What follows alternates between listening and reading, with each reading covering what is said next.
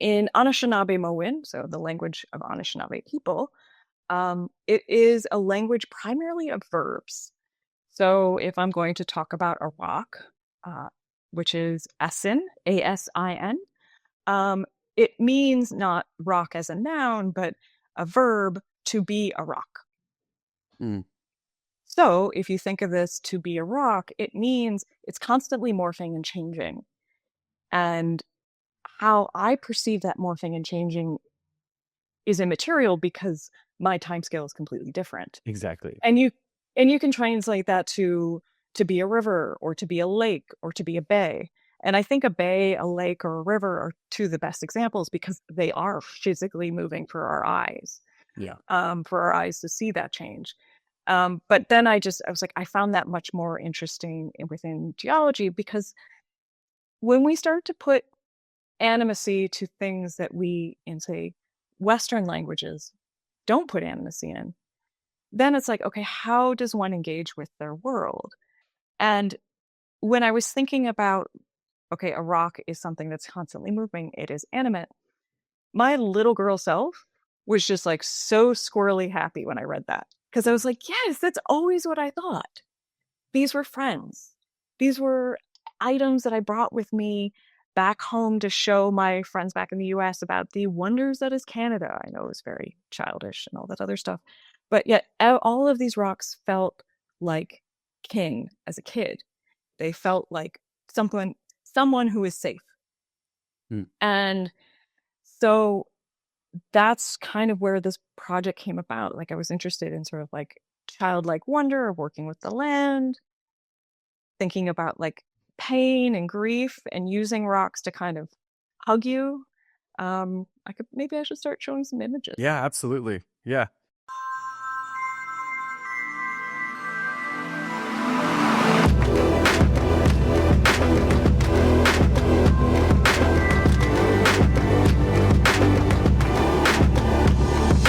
Welcome to the show, Kate. Hi, nice to meet you. It's nice to meet you too. I'm so glad to have you on today. It took us a little bit to get connected, but once we finally did, now you're here. You're feeling healthy, and you made it onto the show. So I'm so happy you're able to join us. I am too. I'm happy to be healthy and being able to join you too. And also, can I just say, I'm just really excited to be here and to get nerdy about photography. Of course, of course, it's what we do here. So you came to the right place for that. So, Good. before we jump into your work and what you do, go ahead and take a few moments and introduce yourself to the audience. Yeah. So my name is Kate Schneider. I am a photographer and educator and all-around photography nerd based in Toronto, Ontario, or Tkaronto, which is the ancestral territory of the Mississauga of the Credit, the Haudenosaunee, and the Wendat First Nation, and several others that I'm now missing because I'm doing it off the top of my head. I'm originally from Cleveland, Ohio, so basically a lot of how I think about the world is about the Great Lakes and the Great Lakes ecosystem. It's what raised me, and it's who I am. That's Yeah. awesome. Thanks. That's awesome. I had a lot of experience on Lake Erie. So yeah, that's really close. That's Ohio, right? That's Ohio, Yeah, yeah. Pennsylvania.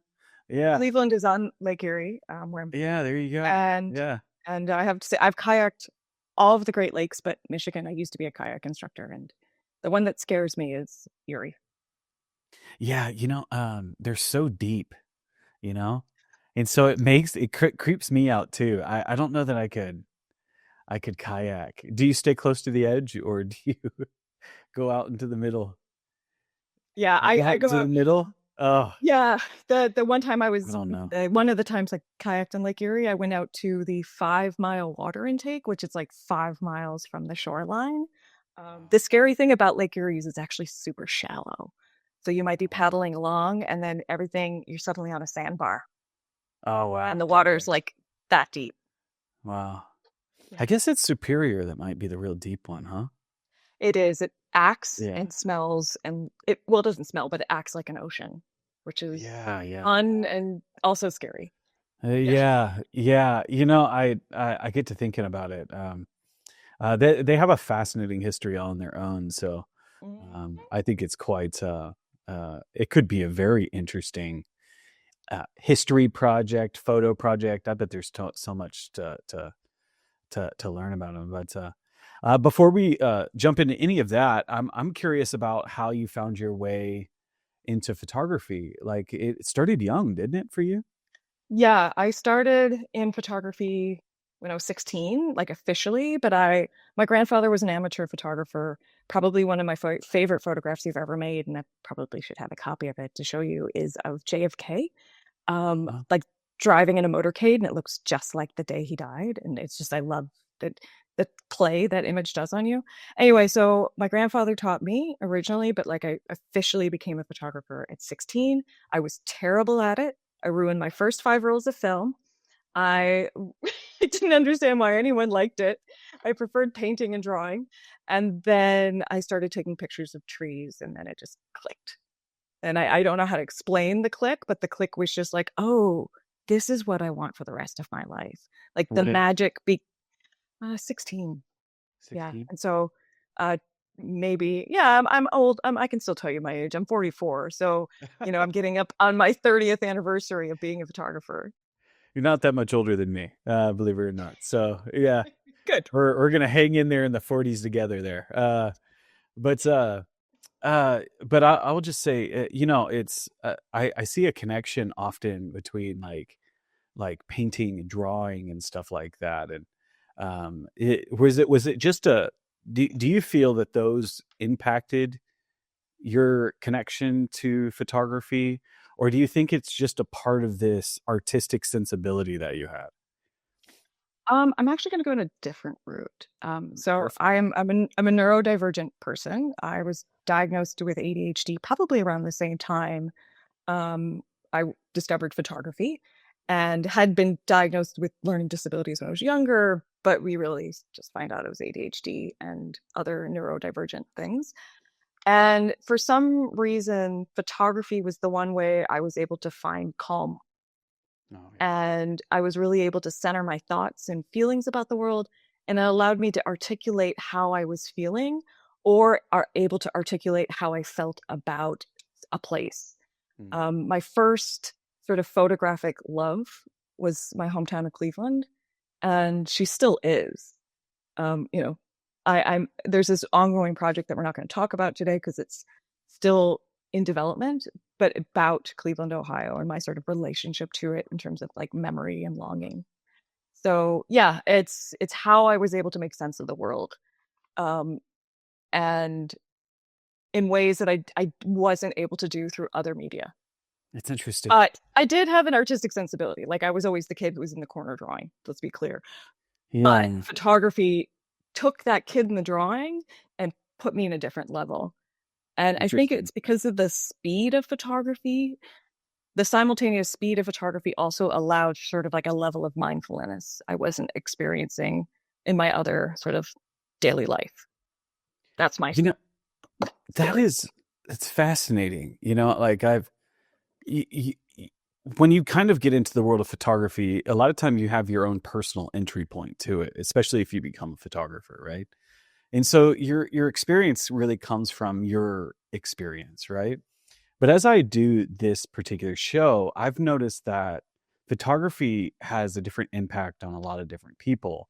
And I'm drawing this connection because, when you say neurodivergent, as far as ADHD or whatever, there's also people that use it to kind of cope with anxiety. I had a guest on that was using it in order to kind of, I don't know, kind of find a flow state that literally kind of freed him from anxiety for just a little bit while he was working. And so it's interesting what kind of an impact it can have. When you think about, I don't know, I often think about photography as having limitations, and it's a tool, right? So it's limited based on the very box that you put around things and frame, and your limitations as far as light exposure. When you think about these types of things, what about the act of photographing actually helps? What do you think it does? Have you thought about that before, or I maybe have thought about it a what do you lot. think it does? I I think when you start to frame the world, it's like how to explain this? It's sort of like when you put blinders on a horse. Ah, We'll put blinders on the oh, horse. that's great. They're able to kind of chill out. It Yeah. creates a sort of a level of reducing the sensory stimuli. And photography, in my mind, is like blinders. And so then my sensory stimulation is that gets basically refracted and brought down into just planes of focus. And then my brain just starts ordering those planes of focus, being like, okay, this is interesting here. This is interesting here. You add this sort of element in here and it creates tension or drama or sadness or whatever. And so, yeah, I just sort of see it as like horse blinders, or, for some of us in neurodivergent communities, like we need noise canceling headphones all the time so we can kind of reduce the noise of life. Yeah. So it's sort of in a similar vein, if that helps. No, it Yeah. makes a lot of sense Yeah. because you are, in a sense, looking through a tube out the world. You know what I mean? Or like I think about the eyeglass. Yeah. It really does. It kind of sharpens your vision, and it kind of eliminates all the extra. And there's a simplicity in that you get to play with as an artist, but there's also, something healing about it, something, I don't know, calming about it, that you kind of get to kind of put together your own puzzle of the world through images. And I can't think of a better way to describe it. Sorry. it's, Cut you off. yeah, yeah. Well, and it's like, I was thinking about when I was talking to, it's Nigel Badicino. He's the artist. I think he's episode 64 or 65. I can't remember right now, but one of the things I noticed immediately was with his anxiety, he could see him hyper focusing on certain things, and I could see it in the way he was working. But in a sense, if you're trying to explain an experience that's very uniquely yours, this can do that. It can frame that for you, and especially if you know how to sequence a set of images and explain a topic. I think you're in good shape. That's Well, fascinating. I think I could go ahead. if I You could want to just add? add on that too, just slightly. So, two things. The first thing I want to say is like sequencing, then for me, is like the most beautiful infinite puzzle, because you're sitting there and you have like this huge array of stuff. And it's like, I can take this into so many different directions. Some people find that overwhelming. I find that just really liberating, because then you can Mm. just have this sort of conversation and play of like, if I do this and this and this, what happens? Or if I do this and this and this. And it kind of, again, again, builds those sort of blinders to the world when you're just looking at images. The other thing I was going to say is I had it like what I was talking about with like neurodivergence and sort of mindfulness with photography. I teach at OCAD University in Toronto, Ontario, and you know, I work with a pretty high level of neurodivergent population. Like I would say many of the students are neurodivergent. And, a lot of times I talk about like, let's talk about photography as a mindfulness technique. And like, if you're getting bogged down in theory, maybe start to think more intuitively of how you can work. And through intuition or intuitive process, then you can develop stories and narratives and all those other fun things that we like to talk about in photography. Anyway. It's so interesting. Getting bogged down in theory versus the intuition. I think that's the only way I work is through intuition. I don't even care about theory sometimes. I have to remember it. I think the only technical thing I got obsessed with is just learning the very functions and how to do certain things. And once you get all that figured out, you're then I'm just left with intuition, which is fascinating. I think I need to come back to the center there a little bit. But I'm kind of curious. So you got the bug. You said you were around 16. I call it the Mhm. photo bug. And Look. yeah.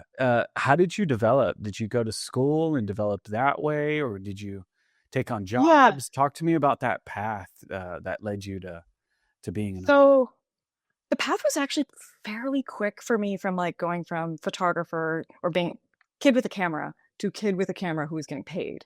Um, I so yeah, I went to undergrad, not undergrad. I had a very, very good high school, and essentially my high school teacher, Renee Sayakis, to give her a quick shout out. So my first two teachers with my grandfather, Ewald Kuntz, second one, Renee Sayakis, she gave me the keys to the darkroom at school Oh, because wow. I was the photo kid.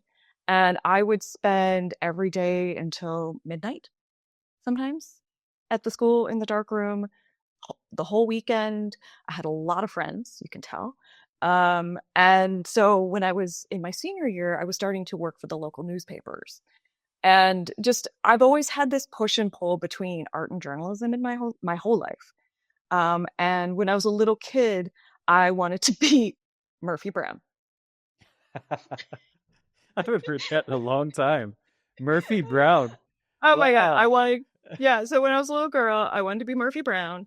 I thought she was the bee's knees, and I'm going to be totally embarrassing myself. Anyway, It's a good and reference. Yeah. thank you. Thank you. For those of you who are younger, you'll just Google it. So anyway, Yeah, use the Google machine. You got it. use Yeah. you'll be fine. You'll be fine. So I went to journalism school, and I studied photojournalism, but I always was either told, like, getting assignments, be like, this isn't an art class, or you need to silence his voice, or it's other stuff. And so I was just getting very kind of bored and frustrated. And I actually dropped out of the photojournalism program my second year, and then studied political theory, because that's what you do. I don't have. I've, as is wont for someone of my kind of brain spiciness, I just was bouncing around. And then it was around my third year of university that I realized, so it was about a year and a half I took off from photojournalism. And I should say, like, I was working for a local paper at 17. I was like basically on staff of like the Youngstown Vindicator, like a small town paper that, like, in the 90s, these were part of the fabric of our community. So it was like my first papers were like Youngstown Vindicator, the Lima News, Lima, Ohio, not Peru. And Who would say Minna? exactly, that's why I had to say Lima. That's how I knew. Yeah. Your Ohio still. Yeah, my house is still there. And then the other one was the Illyria Chronicle.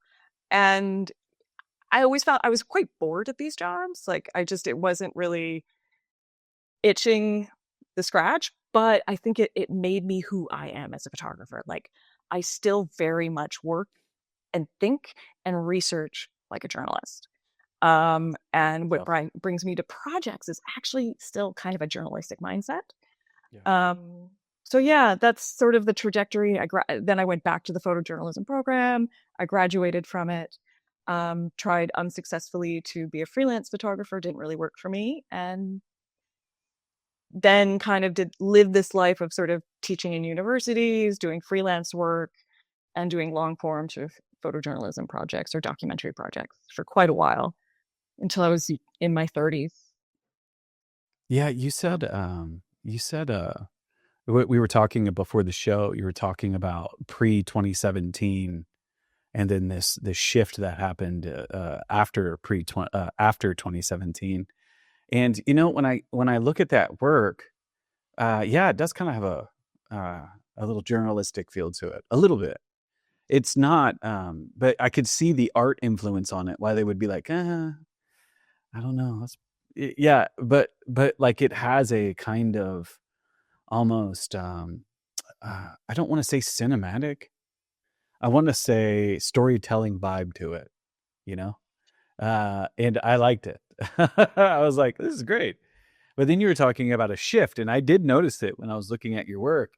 But I think that evolution and that it's super important, you know? So before we talk about that and we start to look at some of the work, I'm curious about some of your inspirations. Do you follow any photographers? Do you have any that you like, or do you try to stay insulated? I've heard some people, I don't look at anybody. I don't want to be tainted, you know what I mean, by the outside world. So, but where do you fall in that? Well, we're all tainted by the outside world. I know what you. I mean, it's just Yeah. that's just how life is. Yeah. My influences. So, this is a small bit of my photography book collection behind. I've actually Wow. a lot of it still in storage. So I've been the first two photography books that I got. One kind of are the reason who I am. The first one was Robert Frank's Americans. Yeah. Basically, once I figured out the whole how to process film and how to make exposures, the way I was photographing, my high school teacher, Renee was like, "You're doing Robert Frank." And I'm like, "Who?" And so she brought in the Americans. I loved the book so much I didn't even want to give her back her own copy. So that Christmas, my parents got me my own copy. Oh, that's awesome. Yeah, I and think that's the then best-selling photo book in the world. It has to be. it is Because it is the it's my coolest favorite thing. too. Yeah, yeah. I just fell in love with that, and I fell in love with photography because of it. So, and I don't know how many people I hear say that book. That has to be. If there were numbers, if somebody can tell us in the comments if they want, but there that has to be it. That has to be on the top. But And if it's continue not, your Adam buy a Ray. copy. Yeah. Yeah, I'm doing the best sales pitch for him. As if he needed it. Yeah. He's in the Well, terrains of royalty when it comes to yeah, photography. he is, and I love how unassumingly he became in the canons of royalty, and also how he had his own existential break with the sort of very realism type of work. Um, his existential break was Sure. much more different than mine. And then, so the other book I was given, I would say like 2 months later, was Living with the Enemy by Donna Ferrato. Um, Donna Ferrato essentially, so she graduated from my high school, and it's a small school, so like having someone who had like, first of all, everybody who went to my school became like either a doctor or a lawyer or another ABC job, like what you would see on Sesame Street. So for me to have someone who was a photographer, a working photojournalist, and a woman, she was like 100% like she was my hero, gold standard Mm. hero. And so those were sort of the two veins that I was working in terms of who I looked to at the time and who kind of created me into who I am now. In terms of who I look at now, there's so many people I look at. Yeah.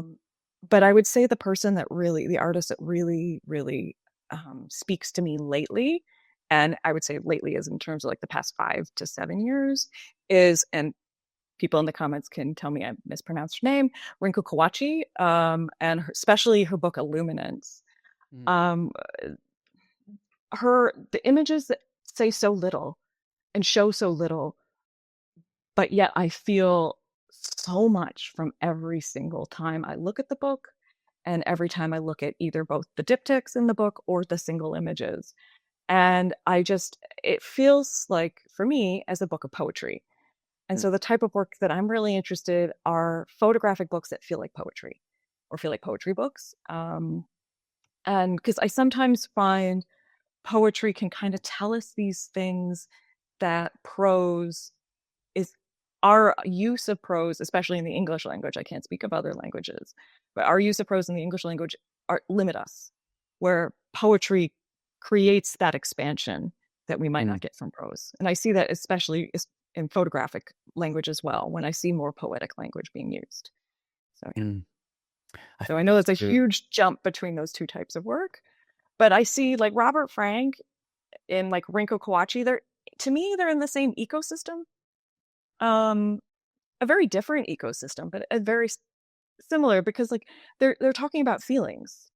Um, they're not communicating like direct ideas about like, I mean, he was saying what America was, but he was saying what America was through like jukeboxes and flags and Right. race relations. She's talking about her present moment experience by showing us bugs or overexposed images or just sort of like flits across the screen. But I feel like they're still kind of occupying the sort of psychological realm of photography. That's awesome. That's I don't think I've number one, remind me the name of the artist from your high school. Donna Right. Ferrando. Do Yeah. you want me to grab one of Donna her Furano. books? Yeah, I grab have it. to run Yes. away. Yeah, Sorry I'm about okay with it. It's just behind you, right? Yeah, hold on. Uh, so also I'm writing that down. Donna is amazing. Um, in her kitchen in Tribeca, she has Elliot Erwitt's dog, the taxidermied version of Elliot Erwitt's dog. I enjoy her. I try to see her when I'm in New York, and she's just I love her.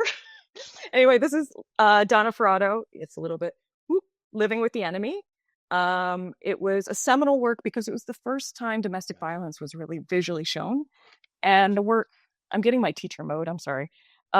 Essentially, she started the work because she was photographing for Life magazine and this couple in Silicon Valley, and the guy started beating on his wife. Oh my gosh. Wow. And so it started this basically 20-year project of her talking about domestic violence in the United States. And it Wow. changed a lot of laws. Yeah. So Well, so when little me who wanted to be Murphy Brown saw that, she was like, it was yeah, just like earthquake. Yeah. yeah, That's earthquake. yeah. That's really powerful. It just makes you think of like the power of an image. It can, it can bring forward hidden ideas or concepts. I struggle to call photos truth, because they're so heavily manipulated sometimes. And so Squishing.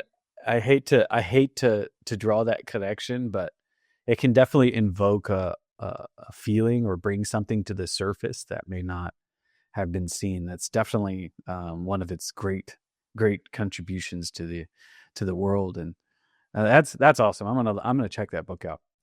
You should. And she's Oh, a gem I of have a so human. yeah, I have so many, like, there's a list that I have that I get from this show. Maybe one day I'll go through that list with everybody and the ones that I've learned. But my next question is talking about you and your work. I'm curious a little bit about your motivations. What inspires you to photograph? I think you talked a little bit about that when you were talking about your evolution per se. However, let's talk a little bit more in detail about what you find yourself thinking about, what you find yourself photographing. I'm writing this down because it's a good question. It's a intense question. It can be, yeah. Um, what inspire? Ooh, okay. Um, Usually I have a question or a concept or sometimes even something in my earlier life that makes me angry or something that I just find really interesting. And then I start going deeper and deeper and deeper into that topic using photography. And I know it's a very bland way of saying it. So let me try to make it a little bit more sense. Um, like for instance, in one of the projects that we're going to be looking at, it's sort of I was looking at protest movements, but then also the Keystone XL pipeline, how it was affecting communities in Nebraska and South Dakota. And what was inspiring me to photograph is that really what I was interested in is in showing lived experience and how sort of these political forces that are around us, whether it is, say, a pipeline or um, multiple pipelines or economic forces that are around us, have actually real lived repercussions on everyday people. And and I found that, say, writing about it or any other kind of medium for me didn't have the same level of draw. And the thing is, though, I wasn't really interested in speaking about capital T truth, but I was more interested in saying, okay, let us use photography to have it like a sensory way of showing how the world lives from this part of the world Mm. and how sort of essentially the landscape and the people and this threat of a pipeline, how they're all kind of interwoven even though the threat is invisible, the pipeline itself. Um, because at the time, it was going to go in, but it hadn't. And to be honest, right now with President Trump, it might happen again. So we don't Yeah. know. Yeah. So yeah, It's like, it's yeah. yeah. So basically, it's like I always have something that really interests me, and then I just get super focused and like drill down and down and down and down into research, and then through that research, I develop a project. Mm. Um, but a lot of it is intuitive. It's sort of I do this interplay between intuitive thinking and research, intuitive thinking, research. And so usually what I do is I kind of develop like a theme or a comment that's sort of like coursing through my brain. And that's what I use when I'm out photographing. And then I completely forget about my research. And then when I'm doing the editing or sequencing process, then I bring the research back in. That's interesting. What draws you to topics like that? I What about that it's like you felt the need or desire or responsibility? What is it about those topics that get you? okay, I guess I'll start by saying that when I was in graduate school, I had a professor that I was working for say to me, I've never met somebody who's so deeply connected to their home and land like you, in a way that he's like, it's almost like a family member. And I was like, isn't everybody like that? Like, for me, Cleveland, Ohio is like a cousin. Like it is as much about me as anything else. Toronto is my now home. It is much about me as anything else. And so I had spent some time out in the prairies or the plains, as we say in the United States. And the people I was meeting had the same connection to land that I do. And so I understood, and we were able to kind of talk and develop a sort of shared language about what this looming threat. And I kept thinking, like, if this was my land and my home, I would be having nightmares. I would be devastated. Like I wouldn't know how to handle it. And then what was also interesting to me is that a lot of the people I was meeting, they are not environmentalists. Mm. They kind of dislike environmentalism.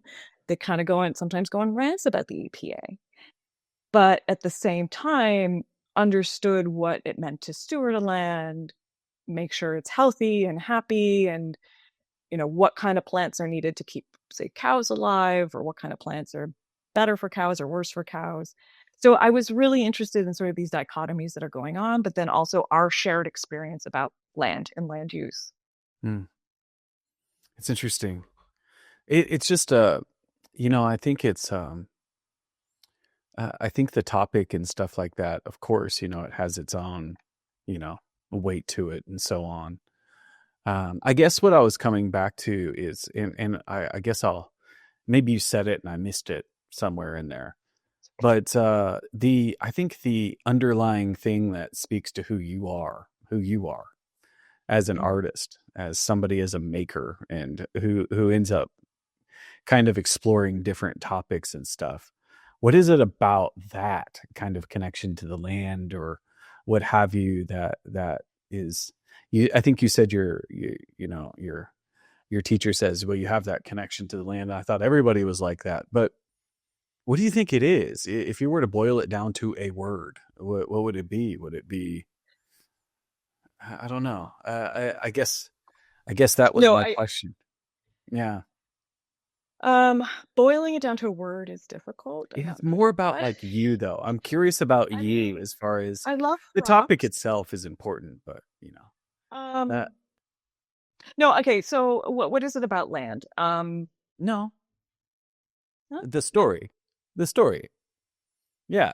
The story. Like it's like the type of story that it is, you know what I mean? Or it doesn't have to be just land. It could be just that sensibility that you have, that inert thing that pulls you in that direction towards exploring a topic like that. It could be land, but what deeper? I want to go a little deeper than. Yeah, no, no, no. I understand what you're saying. Okay, cool. No, this is also something I've been trying to like tease out as well.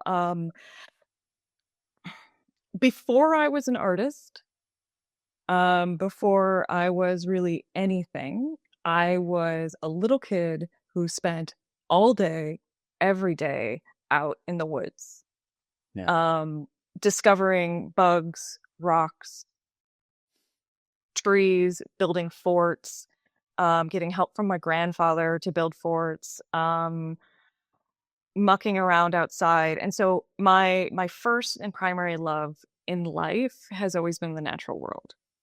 Mm. And my connection to it is so deep that sometimes I don't have the verbal language to explain that.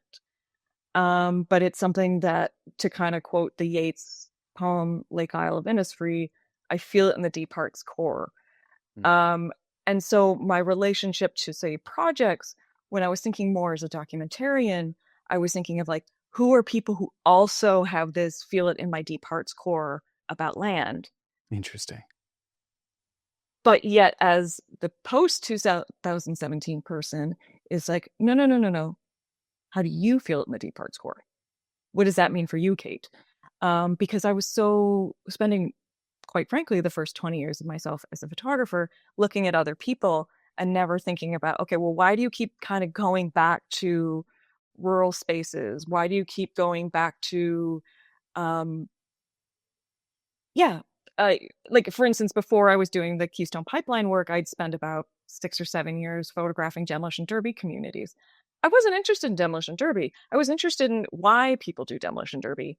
And to be honest, it was because a lot of people had lost their family farms and they had missed working on, to excuse the language, working on shitty equipment. Because that's what you do when you have a farm. You have the shitty John Deere that your grandfather bought and that nobody wants to afford or can afford to buy a new one. So you learn how to fix it. And then when people lost that sort of communalness, because fixing a vehicle is a very communal activity, they sought and looked for it in other ways. So it's like the land is the starting point, so losing the land, but it's sort of like, what does land do in terms of how people see themselves Mm. and how they kind of view their identity? Mm. And that, I think, is I'm hoping is a little slightly deeper way of explaining it, and kind of explains my own sort of relationship to it. The word came to me almost immediately when you started to talk about your childhood outside. And I had a very similar upbringing. I spent most of my time outside. I remember my only rule growing up was just be back before the streetlights come on. And that was my rule. That was our rule. Sometimes it would be later, and I would get in trouble. But to me though, like it was like an extension of my house. The surrounding area was very much a part of my home. And so like I got to know these places like it was my home. Like there were trees that I would go to regularly, like it was my home. And so like I have a connection to the land partly because I feel like somebody's like messing up my home. You wouldn't want somebody to go in and destroy your bathroom. You know what I mean? And so you're like, what are you doing? It's my house. But you know what I mean? So like, I thought of home, for me. Do you feel like, does that resonate to you? Yeah, it does. And I think that's actually a good way of putting it. For a long time, I was interested in how other people attached meaning to home, whether the home was lost or current or could be lost, and then how I attach meaning to home. It's Um, interesting. and but the thing is, the idea of home is so tenuous. It can be. Like, Absolutely. well, also it's like, okay, I am in my home right now talking to you, but it's been my home for 6 months. Mhm. Maybe it'll be my home for another 6 years. I don't know, but like, the problem is sometimes is that we attach this like personal attachment to a place, saying this is my home, this is how it'll be, yet not realizing that things change and morph, and our ideas don't necessarily compute with reality. Um, Yeah. I've been working with this idea of home for a little bit, partly due to the fact is I'm a shallow rooted plant. I rarely stay in one place. And I move around a lot. I don't put roots anywhere. However, I don't feel like I don't ever feel like I'm not home. Partly due to the fact is because I kind of always equated home with love. And so like being with people that you love, right? Often your partner or your wife, your husband, or whoever you're with can feel like home. There's a love there. Sometimes your work can be an extension of love, that passion, that you put in. So wherever you're doing that feels like home, you know? And so it's really quite interesting when we start to place that moniker on an external building, or put a flag in. That's when the definition kind of changes, and it might be true. You know what I mean? That love might be because you have a love and deep respect for the history and your family's lineage there. You know what I mean? They've had that farm in the family for 400 years or something like that. You know, it just really depends on where that comes from, and that's quite interesting. I love those themes. Did you want to add something to that, or Yeah, I did actually. I was thinking, so when you said love is sort of like a form of home and like with the people, I would say for myself and say, I will say, speak for the ranchers that I worked with in Nebraska, some of the ranchers, not all, obviously, because I can't speak for everybody, is that love as a person, the person had soil or is soil. I think it's the really interesting way of putting it. I loved working with some of my friends on the ranch because they would be able to see things that I would never understand or see, and have sort of relationships to the grass that I, quite frankly, would never have because I didn't grow up around it. And it was like this like deep love of caretaking that was almost similar to like what I see in like say a parent-child relationship, or or a familial not just familial, but also like a friendship relationship of just being like, okay, this is what you need right now, or I see that you're not doing so well, so let me kind of help you out with this. So yeah, the love is, yeah, it's not sentient in the sense of like speaking and human and having human flesh, sure, but it is the same way. it's um a connection somehow? yeah, it isn't a deep underlying connection that sometimes is really hard to put into words. Yeah. Um, it's like really hard to put into Yeah. words. Well, there's all kinds of theories about that, just one word. Yeah. Yeah, I think every religion tries to tackle it. So, what that word means, how it expresses itself. But so I guess this would be a great time to kind of, you've given us a good opportunity to kind of get into what your motivations, inspirations are. So we can take a moment and jump into some of your work, and Yeah. see kind of how you've evolved, and what that work looks like. So what you're looking at here is just sort of like an overall, very loose edit of essentially two projects, but I'm kind of putting them together because to me they're starting to read together. But I broke them up in terms of like a timeline. And so the first is, by the way, I just want to say I hate these titles now. And that's, I think, a thing all artists do. But so the first project is I was looking at Keystone XL pipeline communities in Nebraska and South Dakota. The title that I gave it was We the Heartland. And then the second body of work, I was looking at protest communities specifically um, throughout the United States that started to pop up in response to Keystone Pipeline and the DAPL protests at Standing Rock. Um, so I guess what we'll do here is we'll just start kind of going through them. Is this a good way to be looking at them for you, or is there Yeah, it's perfect. Yeah. excellent? Um, so I think this is a really good one to start with for this project. This image, it was taken at, say, the first protest camp that I was working at. It was a very small camp, part of the OCAD I need to say that again. Let me start all over again. But okay, he was part of the protest camp for the Keystone XL pipeline on the Rosebud Reservation in South Dakota, near Mission, South Dakota. I need to fact check that again. It's been a few years with this knowledge. And to me, this picture emblemizes what I was trying to communicate with the project, Mm. which was structure, or how people kind of live within or exist within sort of like existing sort of structures that are on the land, community, even though this is one person by themselves. But in the way that she's looking, I feel like she's in community with the clouds because she's looking at the weather. And then also the environment itself and how much it's deeply sort of tied to how people understand their home, how they live, and all those other things, while Mm. also talking about the protest. Um, looking at the work right now, in some ways, the work tried to do too much. Like it was trying to be about sort of like a documentary work, talking about protest, all this other stuff. Would really, when I think about it now, I should have let's just look at how people think about and relate to home. Mm. And how do they relate to home in a home that they might not have any choice over how it's changing.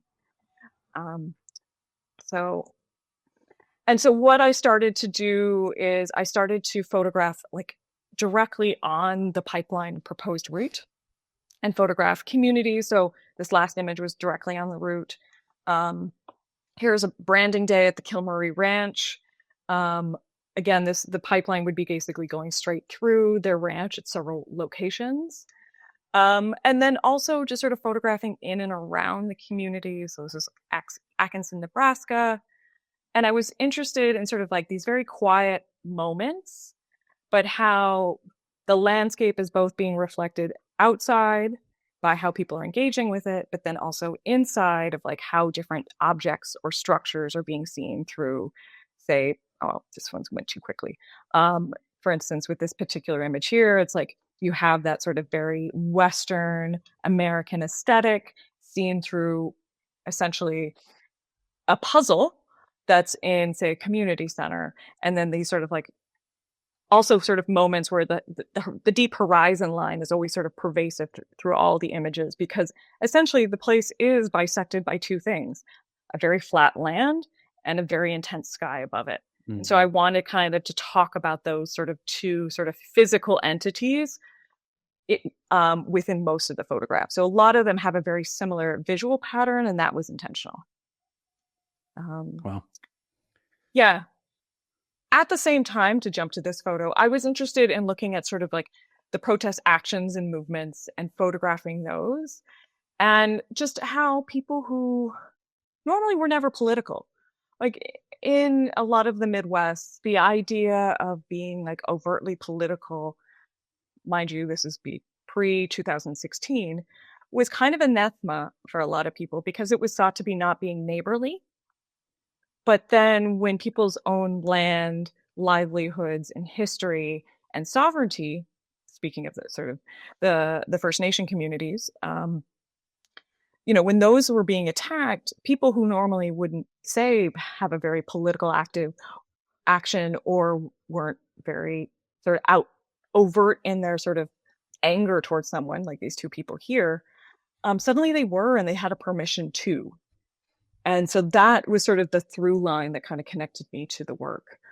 Um, but really, at the end of the day, as being sort of the bad journalist that I am, these are the types of images that drew me to the place, which is I kept sort of seeing the classic plains landscape being sort of seen throughout homes and activities in the daytime.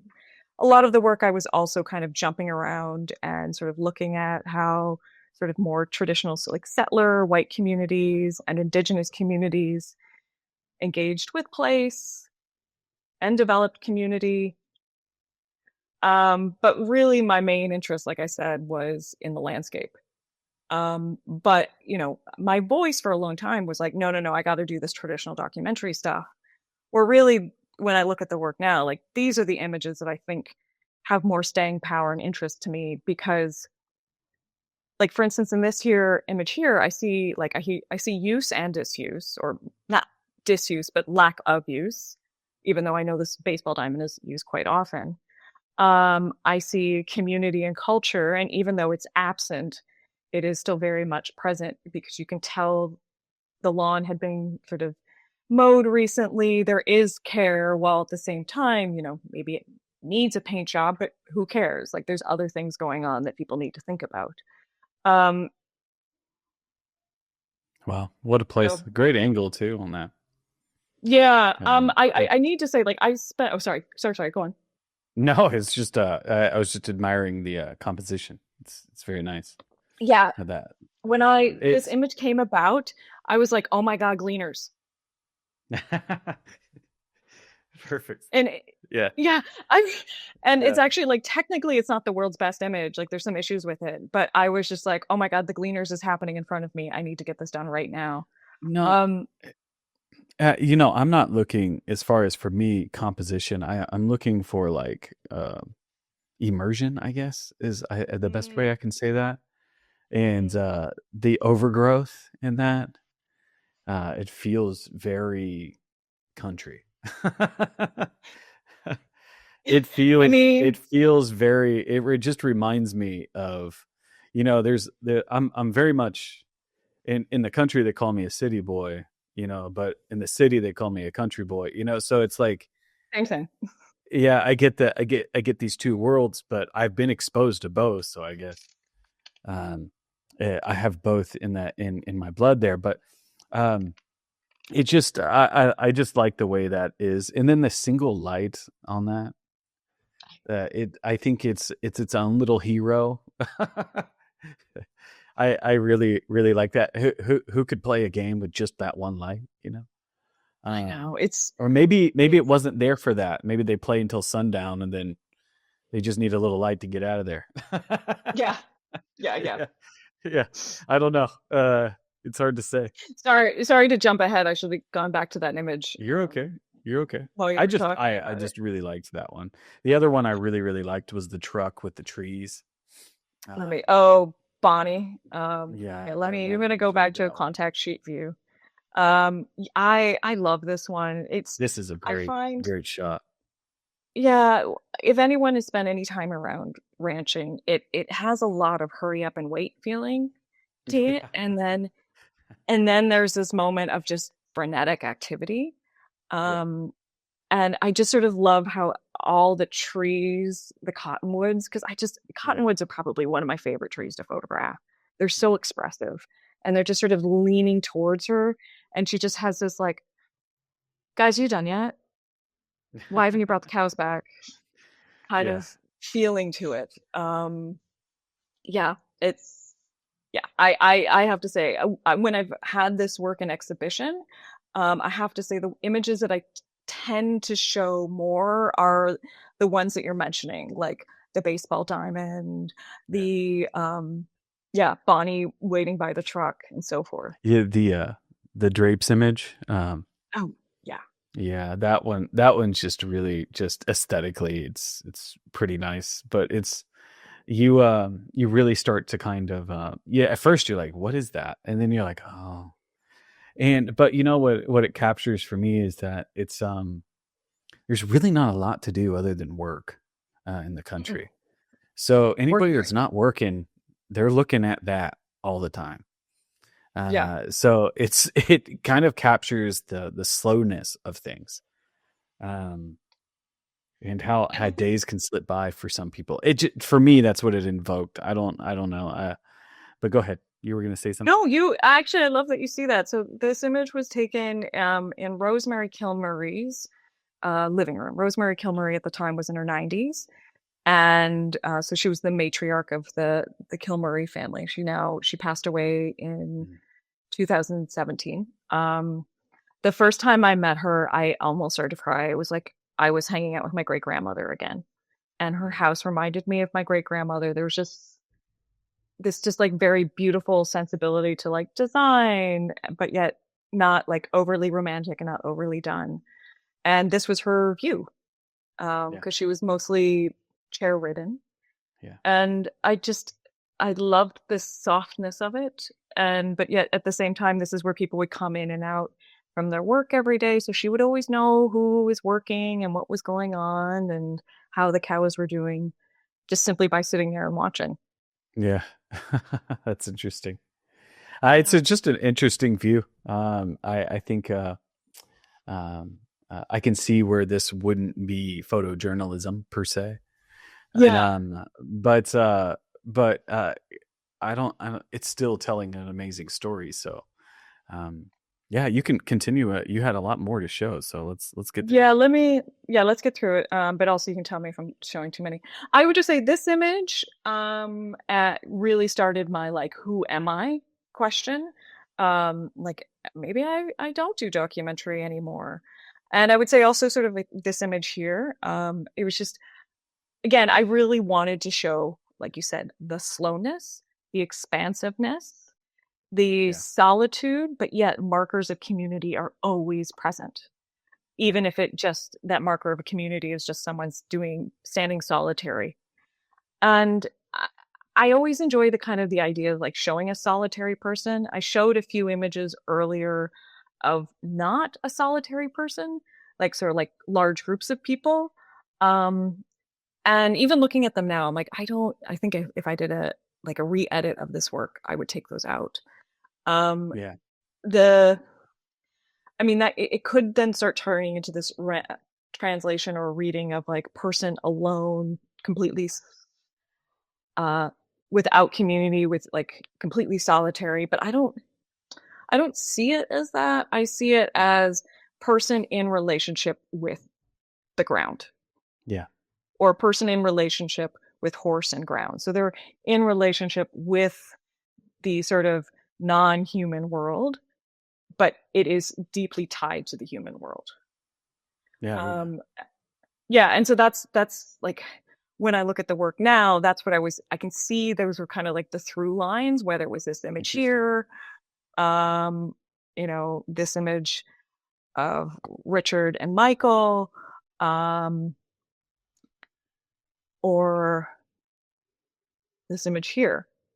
Like I don't feel loneliness from these images. But maybe other people do, maybe you do, I don't know. But I don't think yeah, so it when you see it through a tense thing, it seems like it doesn't feel lonely because of that. Now, if you didn't yeah, have that framing there, maybe a little bit, but um no. it also wouldn't be as interesting. Yeah. I like it though. It's a good frame. Thank you. It's good. Yeah. So I'm going to start talking about like after sort of the pipeline work. I think it was around 2015, 16. I started transitioning to looking at more protest camps. So the first few images, it's kind of mixed up, but it's like from Standing Rock. So this is from a political action I helped my friend John Quigley do. But so I was doing like some photographing the political actions, but I quickly was not interested in doing that. And I have to say, being there really, I wouldn't say started my existential crisis about being a documentary photographer, but gave me the permission to really reevaluate or kind of synthesize the thoughts that have been going through my head the past essentially 10 years prior. Um, so a What was lot of it? the work, What was what was my existential crisis or what kind of Yeah, well, reaction? what was it? Were you too close or like could you or No. too far? Like what was it? What was it that caused it, do you think? Um, I wasn't too close. I was close. Like I was like I consider most of the people in these photos friends, except for I don't know half of these people. It's too many friends to have. Um, yeah, I feel like some documentarians are going to write a lot in the comments about this, so just hear me out. Um, so I was feeling for myself that I was actually more beneficial through activism by doing softer types of activism, such as doing the dishes or helping my friend John put stakes down so we can do this action. And that, and this is not a commentary on documentary photography at all, but it was a commentary of how I engaged with documentary photography, is that I was feeling that if I wanted to actually create change, it wasn't through my photographs, but it was through, because my photographs, they're soft, they're quiet, they're not about, police brutality. They're not about like active things. They're about contemplation. And so that's when I was like, okay, if I'm here and if I'm at Standing Rock, I better help instead of just sitting around taking pictures. So I was, helping with actions, doing dishes, helping people find places to stay. Like I was spending more time being an activist than I was a documentarian. And it wasn't because I was like, I don't believe in documentary work. It's just I didn't find it was beneficial for me, and I didn't feel like I was actually helping through it. Mm. If that starts to make sense. And I'd love to, I can't wait for people to get mad at me for this, because I have gotten, people have been very angry with me when I have said, like, I feel like doing dishes was more powerful for me than doing photographic work. Contribution is And, contribution. Whether you contribute your art to it or craft to it, it really doesn't. well, It's about what you can bring. It's not about, like, you know. So I can understand that. It's to me. To me, it was basically what you were saying. I don't know. I sometimes when I hear somebody that does documentary work, I often see a couple of cases, and I don't want to put this on a binary by no means, where you get so close to something you can't see it anymore, and so you have to kind of mm, change it different. You have to do something different, because you're not telling the story the way it should be told. And then the second one is you're just so far away from it that you just can't connect to the subject matter or the reason for a particular moment to exist. You just can't connect to it. You're just too far emotionally, mentally, or so on from it. And to me, it sounds like you were very connected to this message, very connected to contributing and doing all of that. So I don't want to say too close as if it's a bad thing. It's just you were just very immersed in the thing, and so you and decided to contribute in your own way, and not yeah. necessarily in this way. Yeah. Well, I'm going to say two things. First of all, a lot of people don't like doing soft activism. Like, Oh. I can't tell you how many times I've gone to a protest camp and I could tell no one's done dishes in like 5 days. And I'm like, all right, I guess I'm doing dishes now. And it's like, because people don't think that is sexy. And to be honest, no, it's not sexy. You got to put stuff on your hands afterward. It's gross, but like it is just as valuable and important. So one, it's sort of soft activism is something that we all should sort of aspire to, or also participate in as much as like out there, very visual activism, and not visual as in photographs, but like visual as in people see you protesting or that kind of Mm. stuff. The other thing is, I was always feeling uncomfortable when someone would say to me, "Thank you for the service that you've done." And I did not feel like I helped in any way. I was just like, like, and I know I did help. Um, but I felt like it was giving me far more credit than I deserved. And that, the person who generally was saying this to me, they might lose their land. They're at a protest camp for 6 months at a time, where I'm there for 2 weeks. Like, their activism, their contribution is the service. Mine is just some lady who shows up with a camera. Mm. And so a lot of times when I would say just thank you, because I was raised well. But after a while I would say yes, thank you, and thank you. Because if it wasn't Mm. for you, this wouldn't exist. Mm. I So, changed my assessment. I changed my assessment. oh yeah? Oh, tell me. I'd love to hear. No. It's I think it's a little bit more nuanced than I was trying to let on. So, and so I don't have an assessment per se. Okay. Yeah. I Yeah. mean, and this is also not to say I'm not going to do documentary work again. This is also not to say I'm not going to do activist work again, like in the photographic space. Like, I will likely return to these things at some point, however, in a very different capacity. It's just, when you, at least for myself, when I'd been working in one sort of system my whole life, and then in this system, one's like, you're too fine art, the other one's like, you're too documentary. Um, I just sort of like, okay, then how do I want to be? Who do I want to Mm. be? And let's just get a little bit more comfortable in that question instead of asking other people who do they want to be. Mm. I should show you a few more pictures from this work just because we are here.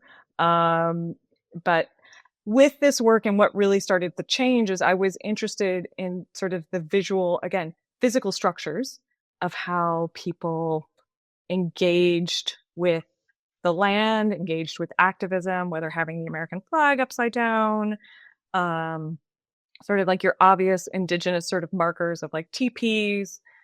But yet also there's always this sort of, again, in activism circles similar to ranching, there's a lot of hurry up and waiting.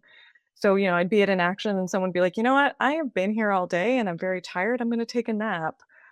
Um, and so it's sort of like also sort of talking about this layer of boredom that kind of courses through many of these sort of actions.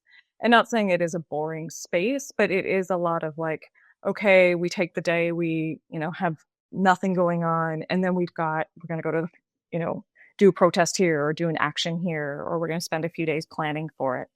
So, yeah, so I was interested in like how people were using the land and sort of building their sort of political structures, but then also, how people were acting within the spaces. And through this work, yeah, I started to become even less and less documentarian and more just taking a further step back visually.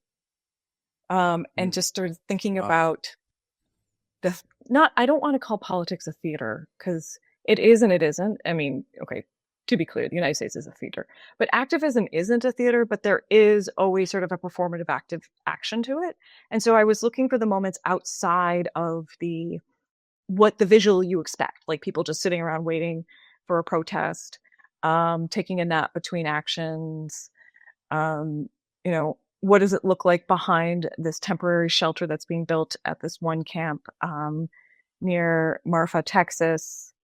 You know, and I always love the humor of it. Like, people's cars always break down at these things, myself included. I've also had to have people do the jumper caber help for me many times. So it's sort of like these courses of like boredom, community, humor, architecture, that are kind of coursing throughout the space.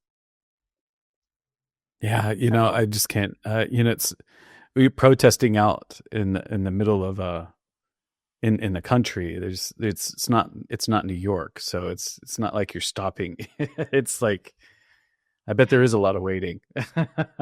oh yeah, it was a lot of waiting and yeah, it was a lot of hurry up and wait. And the camps that Interesting. I'm looking at, I should be saying like, so I've got Marfa, outside of Marfa, Texas, Yeah. Flint, Michigan. The greener ones are Flint, Michigan. Sorry, that was the wrong tool to use. So we've got, I'll just say, Standing Rock are sort of the beginning ones, and then we have outside of Marfa, and then, like I said, the greener ones are Flint, Michigan. I had plans to do a variety, like look at all the different protest camps, but I was starting to get sort of, yeah, I was having a question of why. Like, what is this work doing? Who is it serving? Is it if it's and it was starting to feel like it was just for me. And so if it's just for me, am I actually helping anybody? Would it be just better if I just sent money to these camps instead of going there and eating their food? I did try to do more by like, you know, I did like I didn't just go there and consume the resources, but yeah, I really started to wonder like what is my purpose and why am I doing this work and who is it serving? Did you ever find out after you got away for a Um, while? Not if yeah, you thinking about it a little bit more. I find that like the work that I have does serve a purpose, and does show up like a time period. And to be honest, like, when you have these corporations that are going after and suing Greenpeace and other stuff like that and winning, um, if there was a case in South Dakota, I'll have to fact check that one. It was South Dakota or North Dakota, where Greenpeace was basically sued and lost. And, so now I see this work as sort of essentially a document to what happened, but a document to the not sexy side of activism. Right. The the the lived experience of activism that's beyond a flag or a sign and a fist pump. Because the flag and the fist pump, or the sign and the fist pump, that's like maybe 1/5 of the whole experience. Yeah, it's interesting. So, When you're kind of we could probably spend an entire episode just on this topic alone, but just to kind of get in those camps and kind of be around those people and to kind of to see their cause and then to focus on the structures that they built. I think that's interesting. I think so too. Because this show I talk to mostly people that look at the urban landscape and sometimes rural. But to see the man-made interference or man-made structures that we can conceive and put together, and how they get thrown up quickly or built slowly or fading quickly or fading slowly, I just think is interesting. It speaks about our time. It speaks about our people. It speaks about all kinds of different things. So I think it's fascinating. I think if you just had a series of just structures, I mean, and I could totally edit it just that. I bet you could. Yeah. I have a problem of shooting too much, so I could edit this like 6 different ways.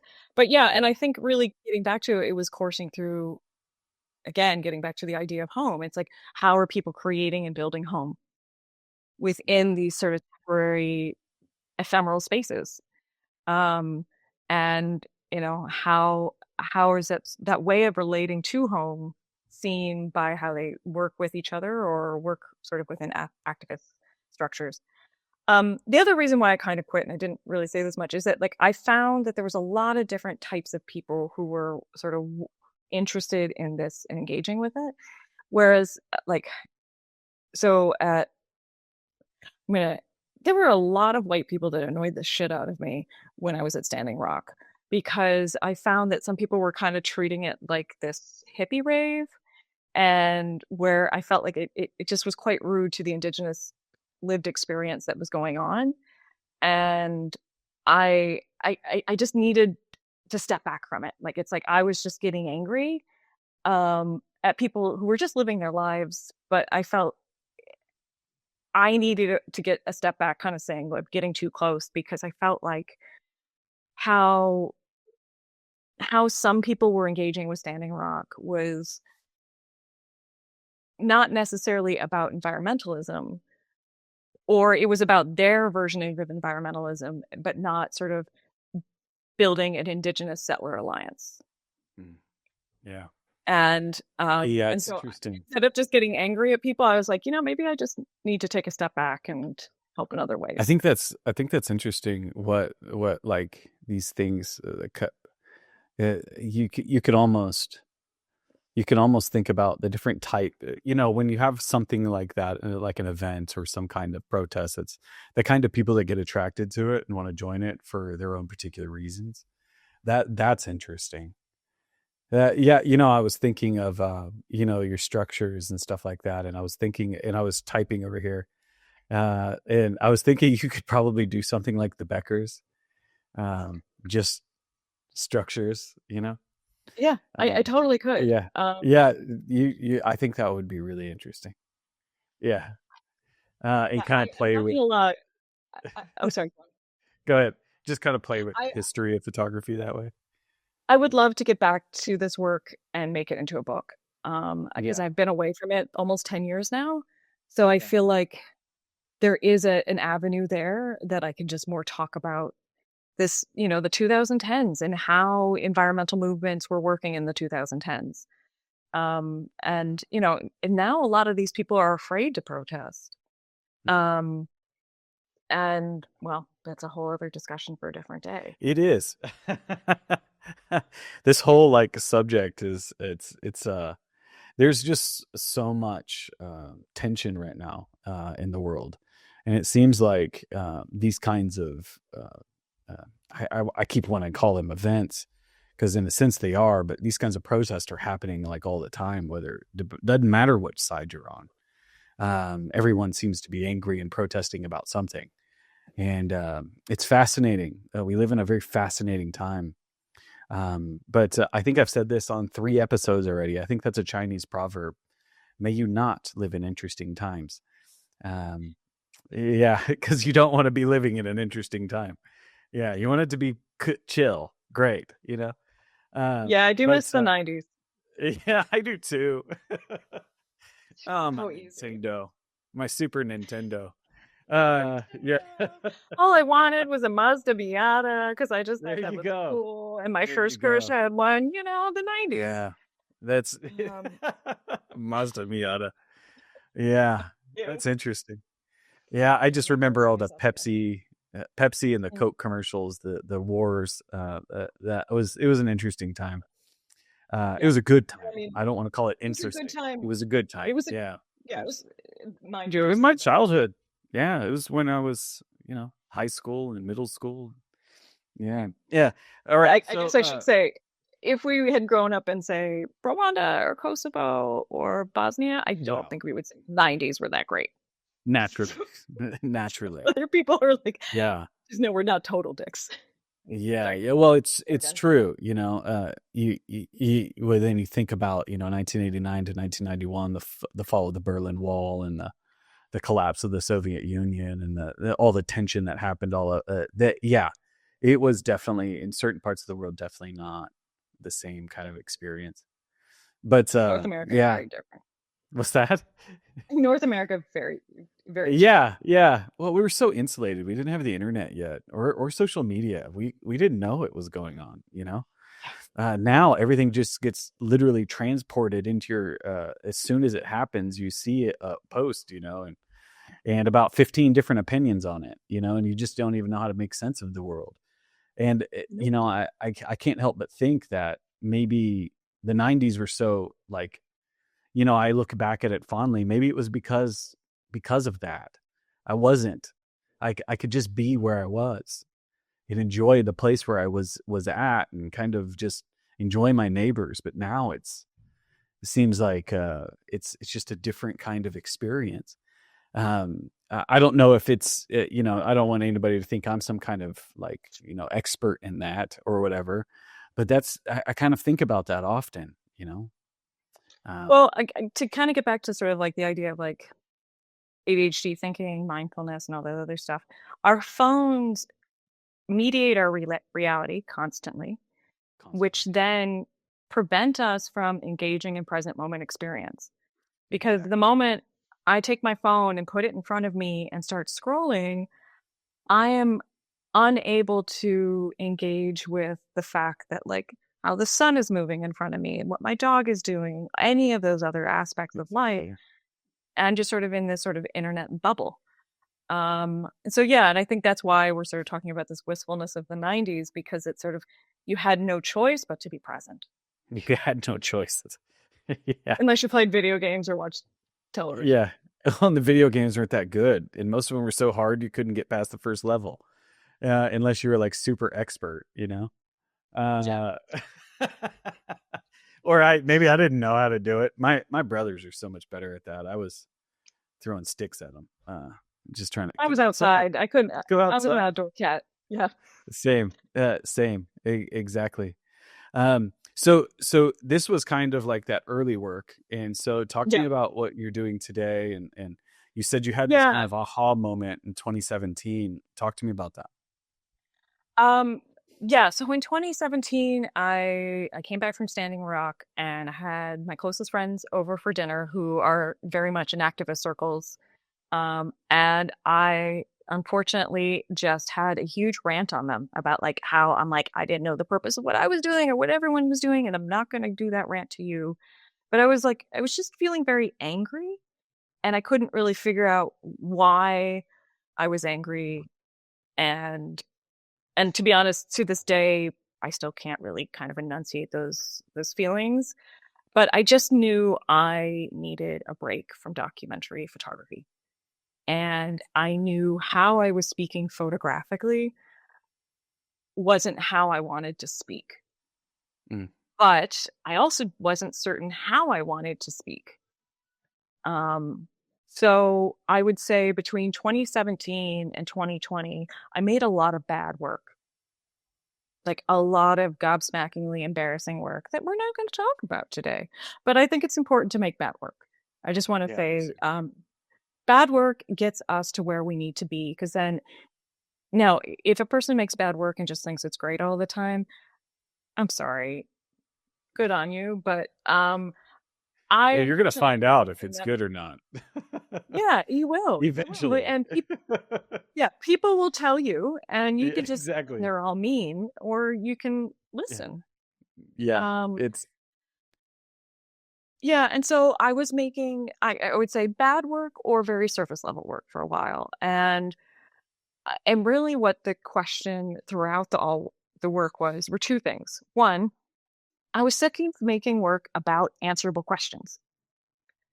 Answerable questions meaning these are people at a protest camp doing this thing.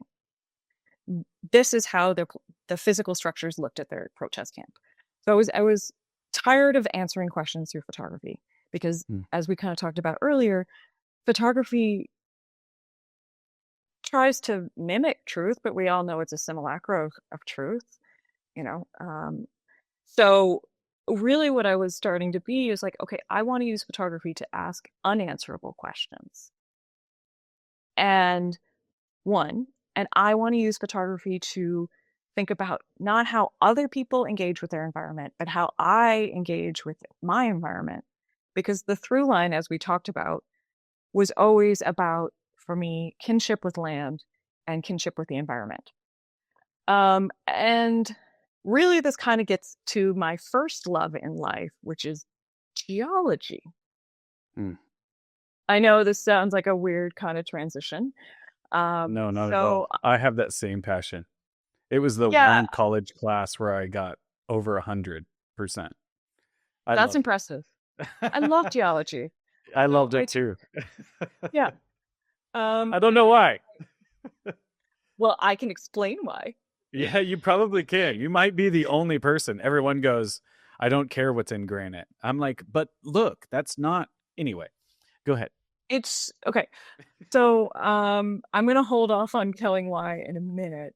But so yeah, I was interested in asking unanswerable questions, interested in thinking about like my relationship to land. And my relationship to land really started with geology. Being a small kid and picking up rocks and asking why is it like this? Yeah. And I've always been the type of person to have sort of a rock on me. It's sort of like a nice grounding technique, especially if I'm like feeling a little stressed out or just anxious.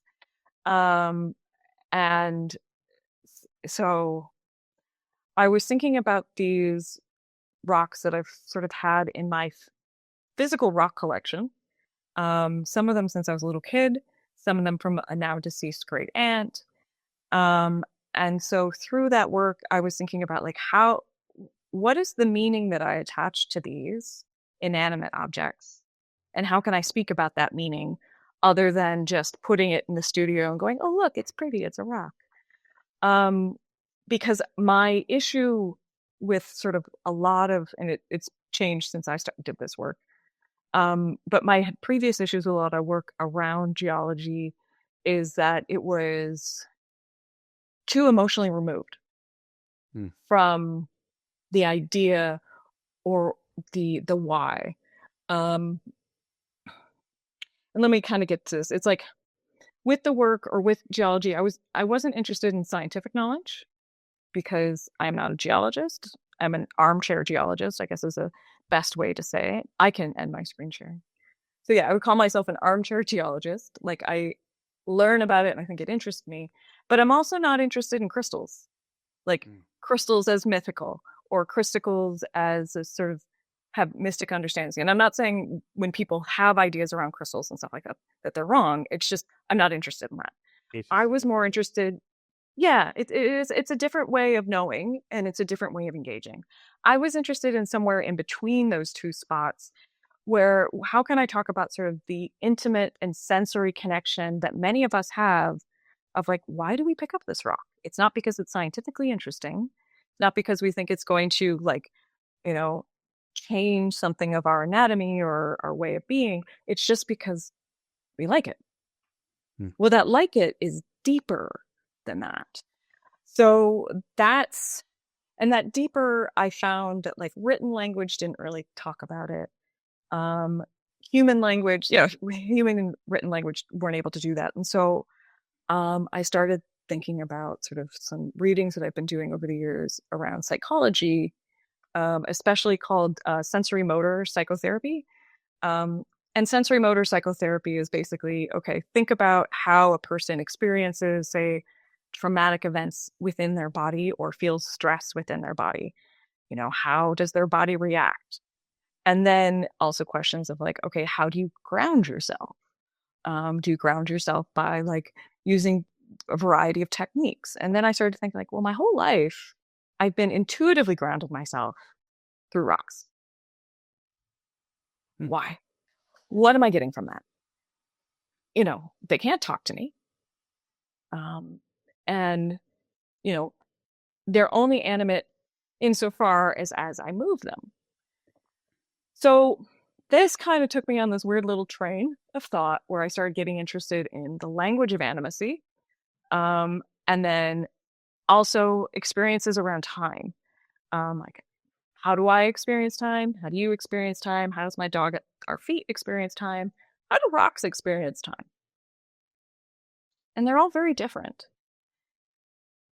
And through these sort of different ways of experiencing time, then we can also start to talk about photographic time, because that's another way of experiencing time, still a deeply human way. So that's really kind of where this project came about. In addition to that underlying kind of through line is I was feeling, it was 2020. I don't know if you remember, it wasn't a great time. Anyway, and I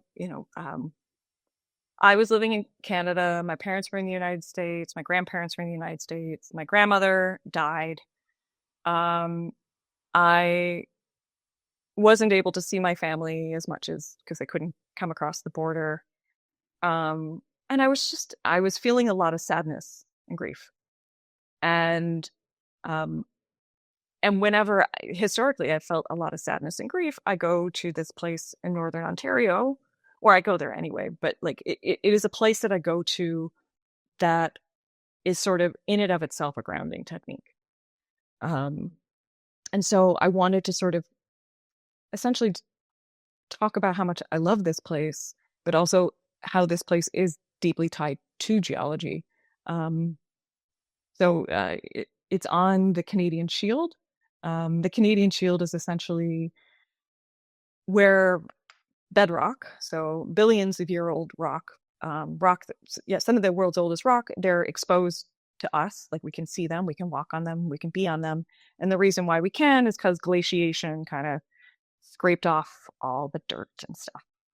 And so it's like there's something really existentially interesting for me about engaging with a rock that's potentially 2.5 to 3 billion years old. Yeah. And intellectually, that's an interesting thing. It'd be like, I actually have no idea how old this particular rock is. It came from Lake Superior. I don't know where it originally came from. It's probably glacial poop, as I like to call erratics. But like, maybe this is 2 billion years old. I can intellectually say that to you, but when it gets down to it, I don't even know what that means. 2 billion years? How do you experience that? How do you translate that? And so that's kind of the impetus of this project. It's like the concept of deep time, it's this idea of deep time. It's really kind of only an experience that you could say the crust it would have, and the rock would have. And it goes through massive changes all the time, from that big solid piece from a volcano to the fracturing because of weathering and weather and stuff like that, all the way down to sand. And it is quite interesting. I've had this conversation come up a few times.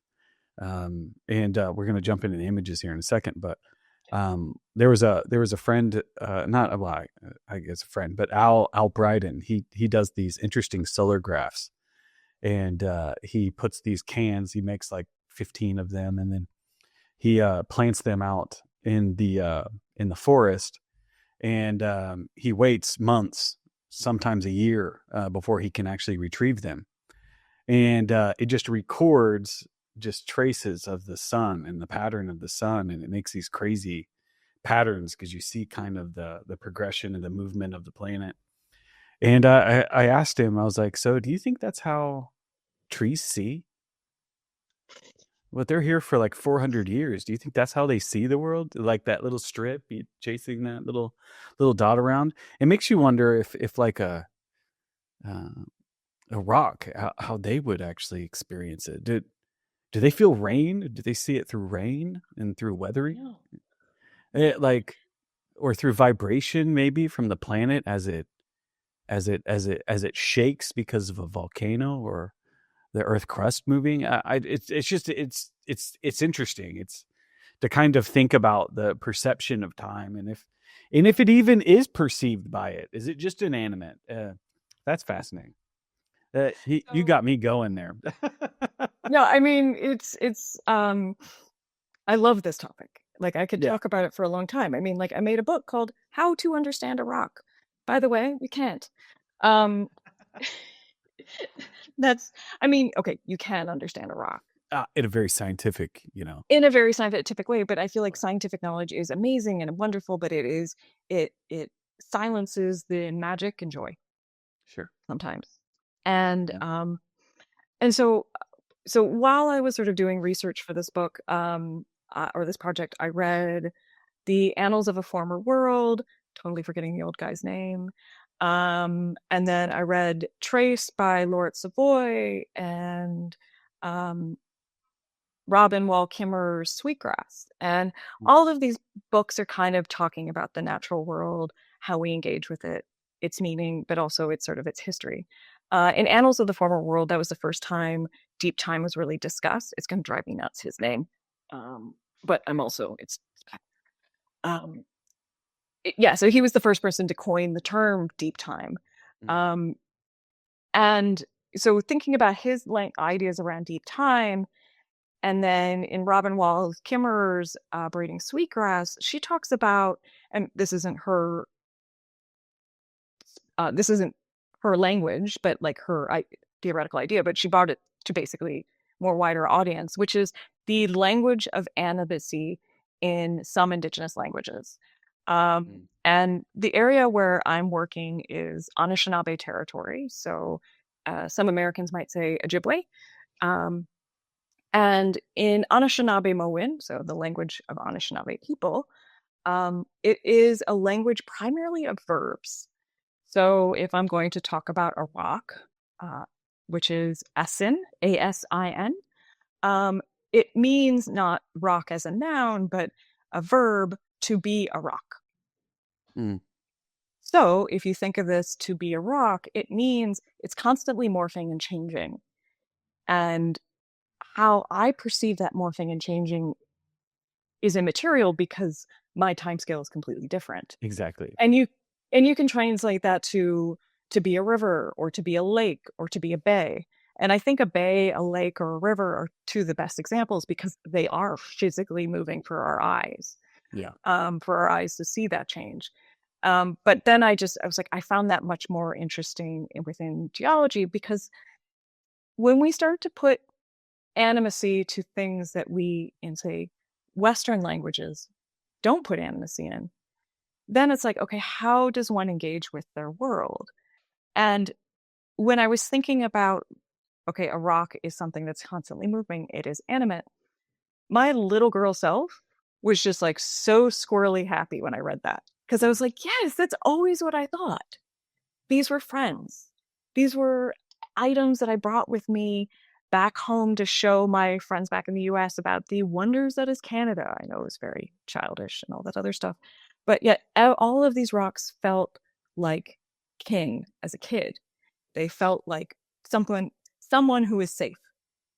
Mm. And so that's kind of where this project came about. Like I was interested in sort of like childlike wonder of working with the land, thinking about like pain and grief and using rocks to kind of hug you. Maybe I should start showing some images. Yeah, absolutely. Yeah. Yeah. This is the image that started it all, essentially. And so in this work, I just sort of had this image that kept recurring in my head that I needed to make, which was I had a rock literally sitting at the base of my neck. And just to give you an idea, the rock is about, about that big, that thick. It was not a light creature. Um, and it was just sort of this idea of like, what does it mean to have something literally sitting at your brainstem? You know, which the brainstem goes straight into, I'm probably going to get this wrong, but the amygdala, your sort of emotion center of the brain. Like, what does it mean to have it actually physically sit there? I could tell you straight out, photographically speaking, or like doing it, didn't feel that great.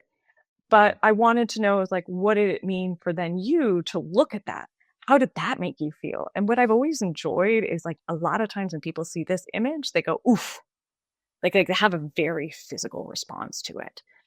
Um, and that was essentially what I was wanting to do because it's like, for me, this relationship is like, oh, this is a cute rock. It's very static. But no, it's like very physical. It's very intimate. It's exceptionally sensory. So, how do I drive that in for somebody who really has no engagement with sort of the geologic or natural world?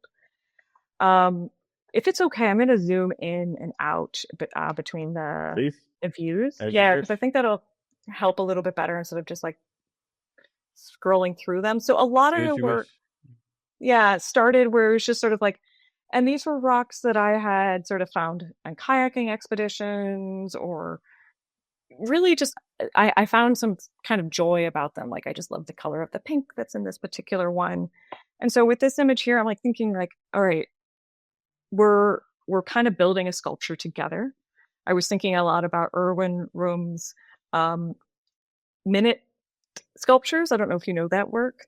Um, where he would like have people on the street like put pickles in their toes or like hold a like a Coke can against their head in a wall, and it was like they were supposed to be making these 1 minute sculptures. So in a way, I was sort of like, okay, what happens if this rock and I make a little 1 minute sculpture? What starts to happen? What does it look like? Is it thinking about balance? Is it thinking about collaboration? Or is it someone just thinking that, wow, that looks really cold? Like, what are the kind of feelings that are coming about? And from my perspective as the photographer, like I wasn't interested in saying this image is representing X. I find that's a trap a lot of us get into.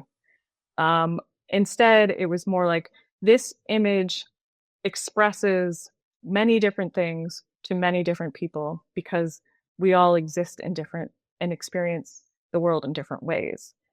And, some people like feel a lot of sort of joy or humor in the work, but sometimes I find it very kind of disquieting and discomforting of like just this unknown person with their head laying on a rock, but yet their hair is kind of for mimicking sort of like the rock-like structure in the space.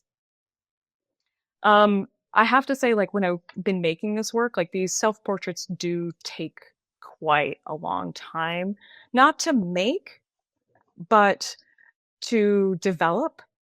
Because and sometimes they come together really quickly, like this one did. I found some rocks, they look like high heels. I played with it in that sense. But like it took a while because to be honest, like there's a lot of images I would make where I'm like, this is stupid. I am never showing this to anybody. Because having doing self-portraiture with the land is a tried and true thing that people have been doing for a long time. But so my question was like, okay, how do I not make it maudlin? How do I not make it boring? How do I say something new about that while also talking about the language of animacy and trying to kind of skirt this line between, my sense of time and the rock sense of time. So in a lot of it, I was just sort of like, okay, let's just be how I was as a child. Let's play with rocks in that similar mentality. And sometimes it was rocks. Sometimes it was a cool stick that I found. If this one will come up. And it was a lot of experimentation and play. In terms of how the framing of the photographs, I started out by like essentially using a tripod, doing the timer, and everything that I was making in that regard just felt very wooden. So I enlisted my non-photographer partner to help me. And we had a lot of fights at first because there was like a lot of like, this is what I want, and he'd do something different and be like, no, no, no, honey, this is how I want you to do it. And I, we figured it out. He later, even though he jokingly called me Stanley Kubrick, um, I deserve that. I totally deserved being called Stanley Kubrick. Um, anyway, Pretty rough. I mean, he was not wrong. I got better. I'm no longer Stanley Kubrick. Um, anyway, I found that like I still wanted to have that like photojournalistic style immediacy where like images were made really quickly, because as soon as you put me and a tripod together, I make boring images. But if you have like me and where I'm like kind of directing from a side, I'm like, okay, I want the image to look like this and this and this. And he takes 5 and I'm like, no, those are crap. Let's try that again. He had to kind of learn when I said those are crap, it's not him that was crap, but the picture itself. And then Needed it clarity. started out. Yeah, Yeah. And then I just started making a lot of sketches as well. sure. He wasn't the only person taking the pictures like this one. I was using my hand and kind of putting it out in front of me. And I started to expand beyond rocks.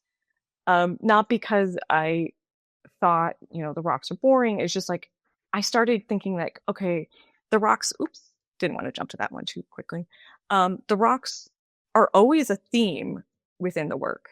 Oh, whether the landscape, you can't not see rocks, or say a lot of this dock foam that I'd found from a storm, I kind of connected it together to make it look like weird rocks. But also kind of playing with some sense of like, what are we looking at? What are we doing here? Yeah. Let's see.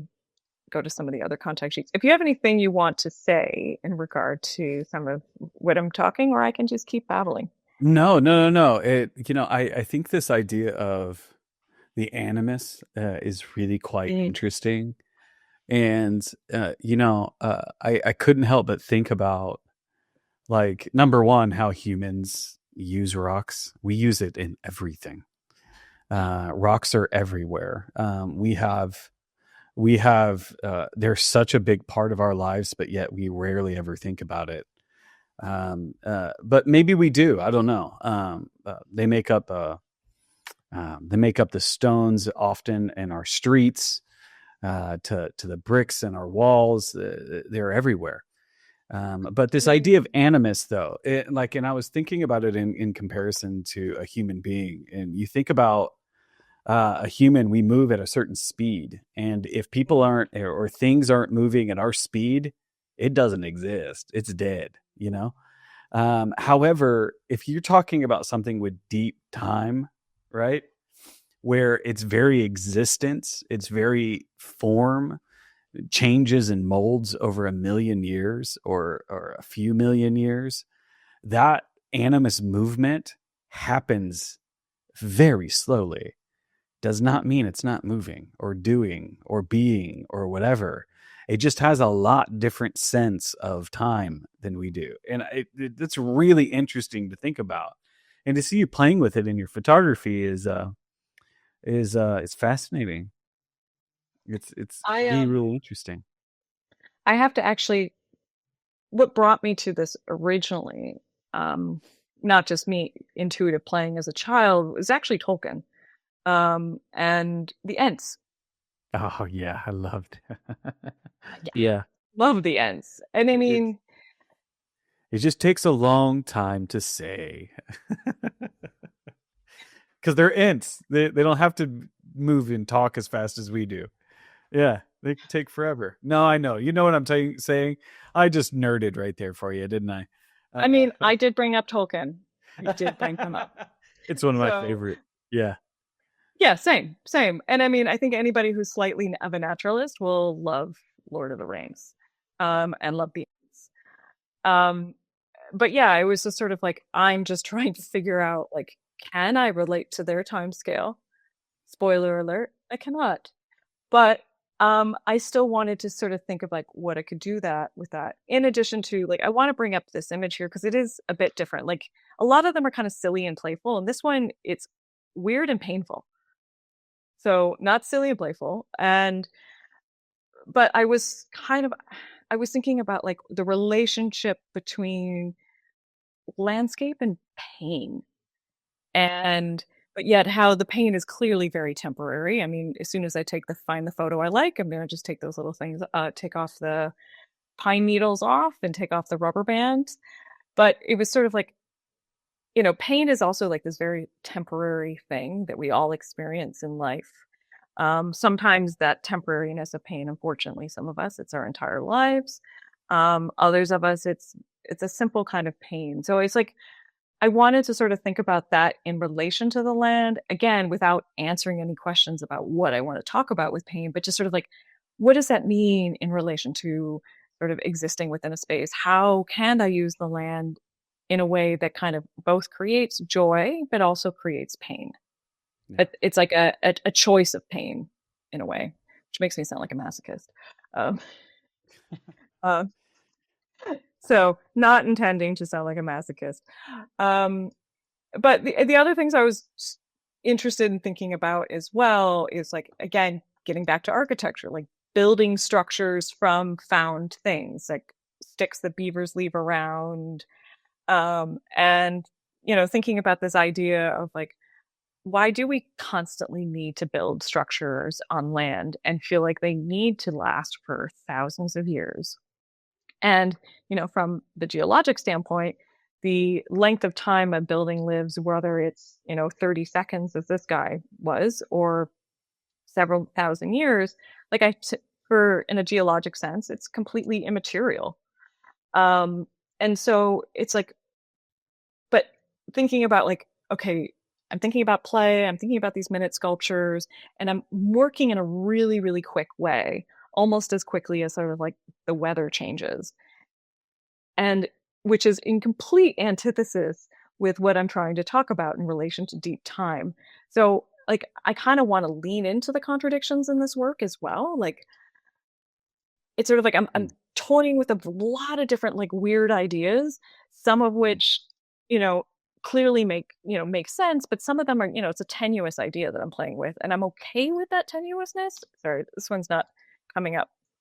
Um, so, and I wanted throughout this work to kind of be building a world that felt both familiar, comfortable, but also a little strange.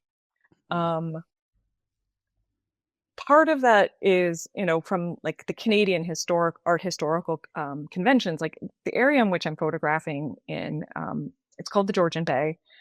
To the uninitiated Americans, call it Lake Huron. No, it's the big hump on top of Lake Huron. It's its own thing. I will fight you on that one.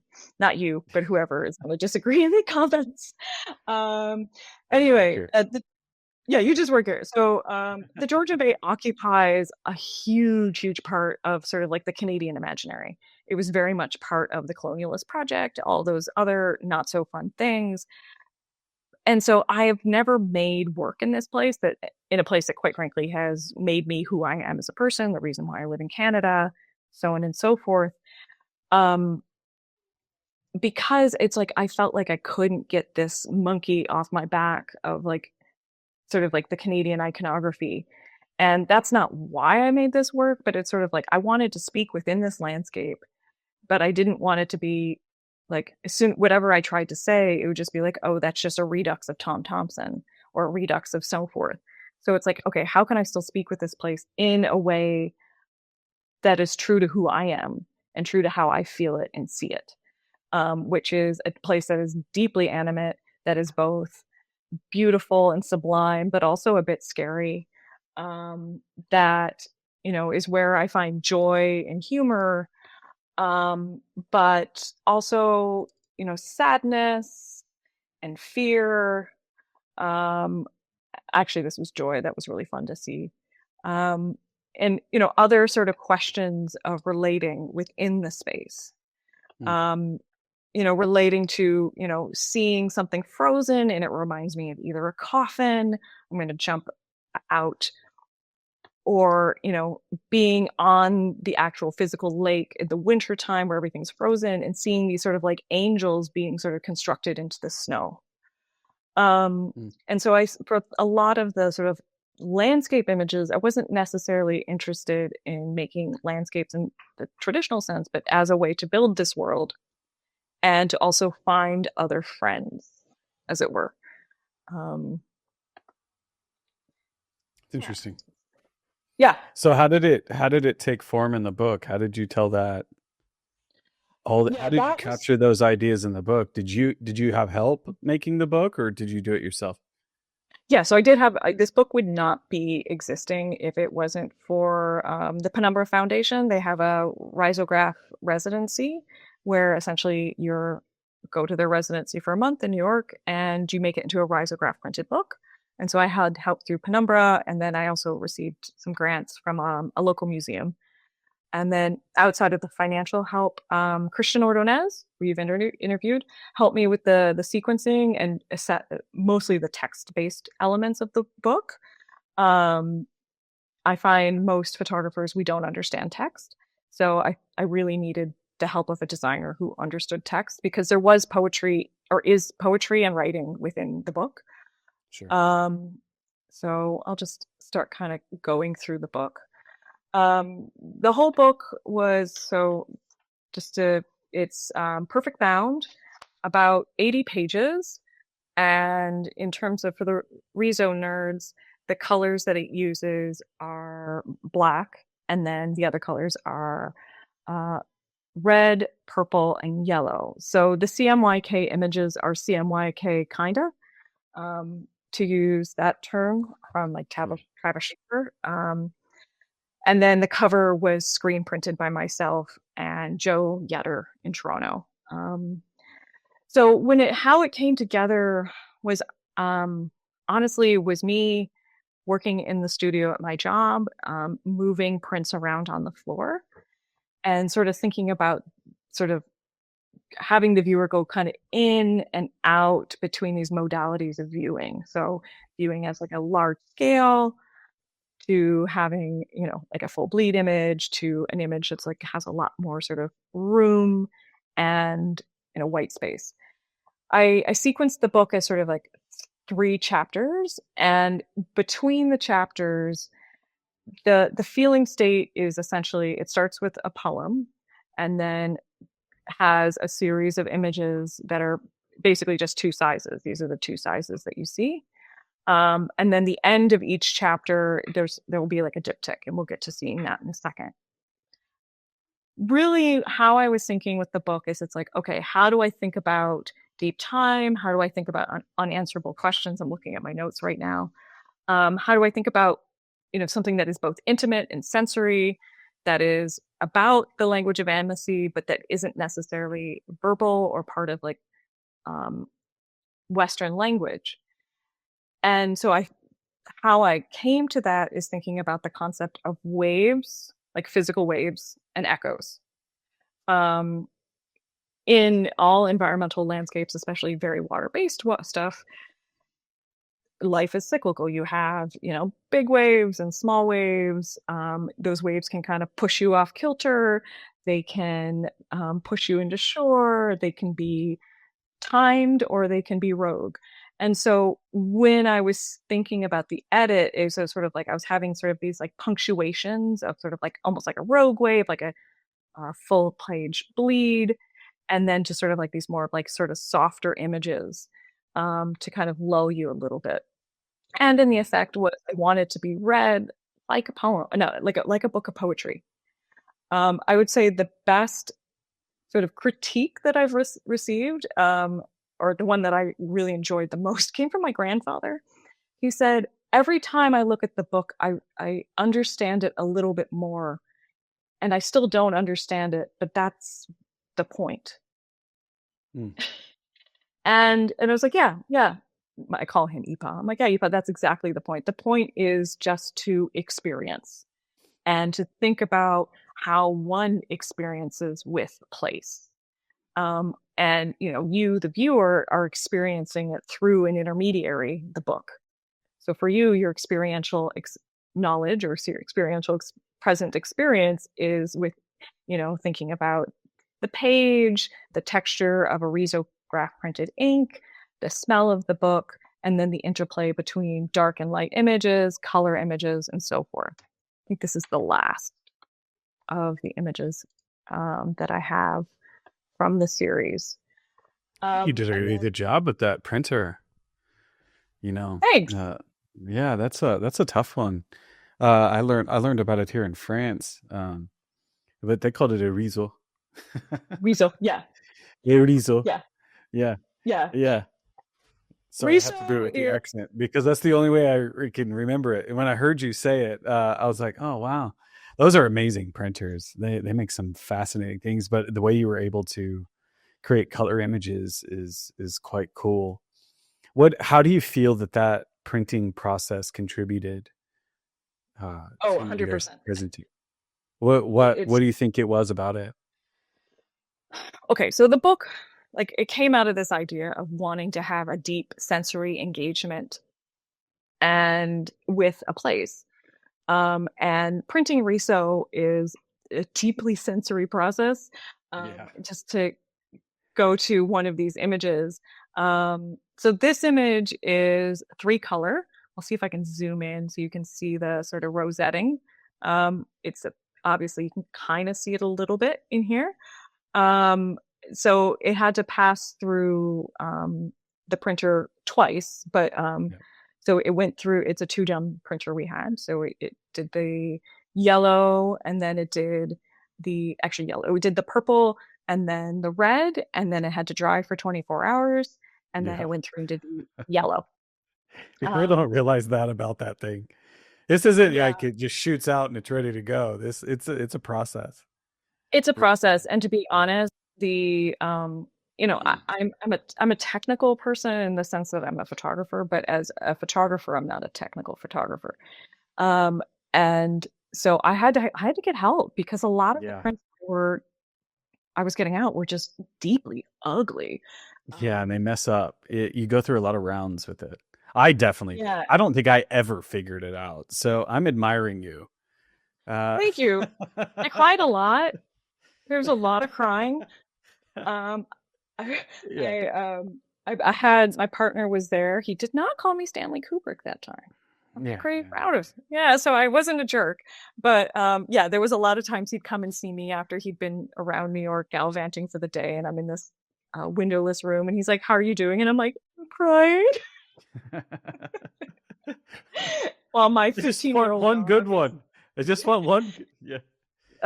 It was a lot. And I mean, and just to give you an idea, like, this isn't not an edition of like 5 books. This is an edition of 100. So, it's a lot of prints. I mean, in terms of like the bookosphere, an edition of 100 is quite small, but for my first rodeo, as it were, with Riso, it was not an insignificant feat. No, it was definitely a big effort. Yeah. But after you figure it out, though, like the people that have it figured out, it's like they're wizards or something. How did you get it to do that? But you work with something long enough. It's just like with a camera. After a while, you just know how it works. But there's just something magical about the ink and the paper with that printer. There's just something magical about the end result. Actually, so I'm gonna go ahead. I was gonna say that. Okay, I'm gonna show the book for a second. So what I love about it is that the ink is never completely set on a Riso. So I'm gonna try to do it now. If I go like this, it didn't really work for me, but you can kind of see it on my finger. I just love that it is also deeply animate. Oh my gosh, there it is. There's the connection. Oh, wow. Yeah, that's great. So when I found out about the risograph residency and the little that I knew about Riso, I'm like, this is it. This is what I'm doing.